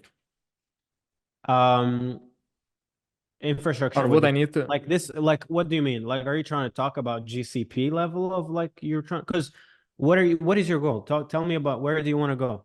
Well, how much money do you Because the past 2 weeks I've been working on getting as much knowledge as possible in this growth agency space, in the growth partner space, and it sounds appealing to me, I've got to say, Yeah. but it's just a lot, you know, and it's a bit hard to take the first step because I don't want to charge, you know, clients if I don't have like the perfect solution to them to deliver. Yeah. So myself, I like the growth, like consultant, you know, or specialist sounds really appealing, and I believe that I can get with that, you know, to 10 20K a month. Yep. And for right sure. now I'm not nowhere near that, so and I don't really have any offer in place or a lot of knowledge in that place. I just know how to set appointments, you know, I have knowledge in appointment setting and sales. Yeah. Would this be something that's okay and tailored for me, or I still have to do more research before thinking and considering something like that? No, I think GS would be good because what I would suggest if I was in your shoes is get in GS, understand how to notice trends, how to build good offers, how to notice the right trends, the right markets to go in, and how to position the offers. Then pick one of the channels, the acquisition channels that you will access in the program, either outbound or ads or whichever funnel. Then master building communities, then master, dialing in their sales process, and then go find one offer and scale that offer to the moon. Right? Meaning, I wouldn't suggest you build a business. I would suggest you become a growth specialist for one offer and one offer only. Get them to pay you 3K a month plus 10%, and scale them to 50K a month. You make 3K plus an extra 10%. Let's say you make 8 grand a month.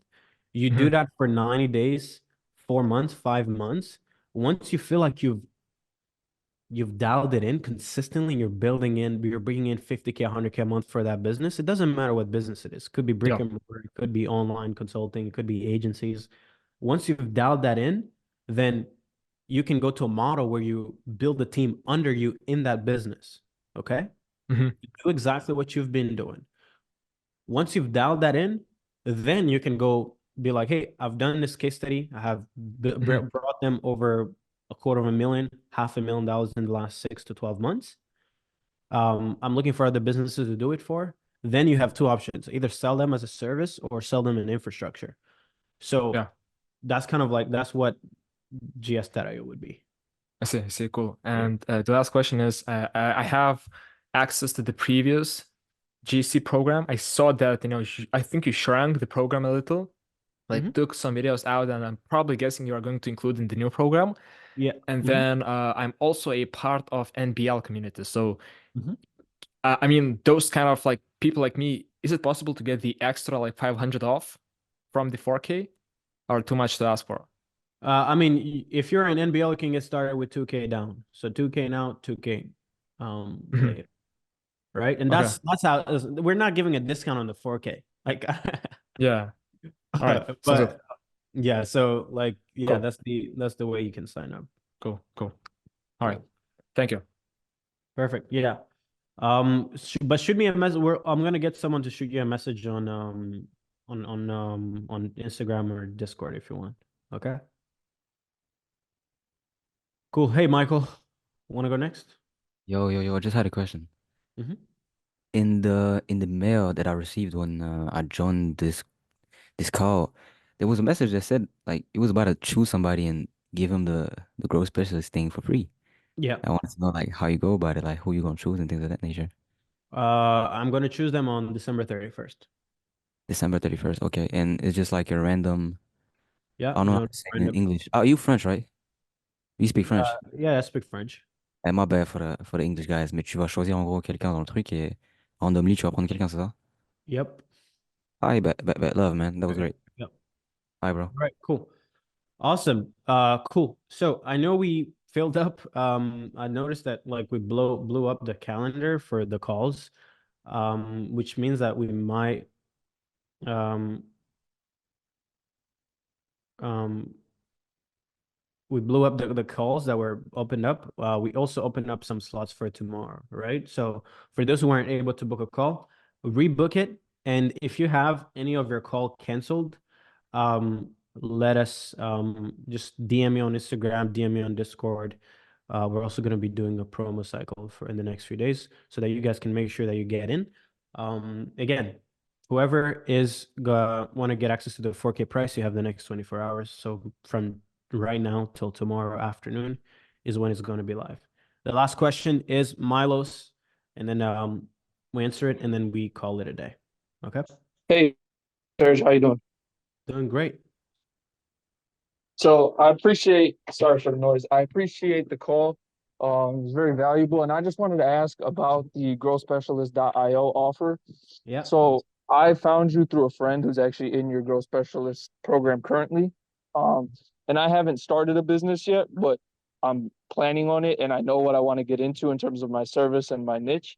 And I was wondering if it's still applicable for me to join as I have money to invest in a business. I was wondering if that's something you recommend, or you recommend holding off and kind of going through different So you said routes. we haven't started anything, but have you been in any other lessons? Have you sourced other information anywhere, or are you completely like Yeah, nothing no, about I've business? been sourcing information for about the past week or so. Okay. So just for some context, I have some previous experience working for a roofing company, specifically Okay. mostly in their marketing Nice. department Oh, in terms of perfect. SEO.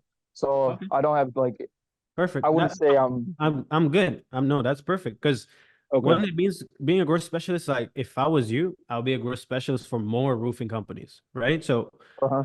that's the thing with the growth specialist. Like growth specialist is not just for a specific vertical that we're gonna be kind of like building breakdowns and frameworks around. We're gonna be breaking down frameworks around scaling local businesses, scaling online businesses. So no, if you want to acquire more skills, maybe to be more valuable for maybe the companies you were working for, or Yeah. you want to go after more roofing companies, then yeah, we're gonna show you how to build, I guess, better positioning for these companies or to find better problems to solve for them. Then the ads campaign to launch for them, how to structure their appointment setting infrastructure, or no, not infrastructure, because you're not going to sell that, but you're just going to know how to build out their appointment setting, follow-up systems, CRMs. So all these skills that you would need to be more valuable for, let's say, a roofing company, you acquire them in GS.io, 1,000%. Beautiful. And you said that 4K offer is good till December 31st, correct? No. The 4K offer is for everyone who was Good. on this call who signs up in the next 24 hours. But Got it. if And you then it's sign up after, 5K. then it's just 5K till December 31st. So there's still a Okay. discount, right? Yeah, beautiful. Thank you very much. I appreciate your time. Happy holidays Appreciate to you you. and your family. Yeah, appreciate you. And thank you guys so much for having joined today's call. It means a lot for you guys spending 3 hours with me, 3 hours and a half. I would buy you guys the world and send you guys a Porsche if I could, maybe a bottle of wine, and I will one day. Hopefully during the summer we can spend some time together. But thank you guys so much for having spent the last few hours and giving me your attention and your time. I don't take it for granted. It means a lot to have you guys spending time with me. Okay. Thank you so much. And I hope one day we get to build together and see you guys soon. Bye bye.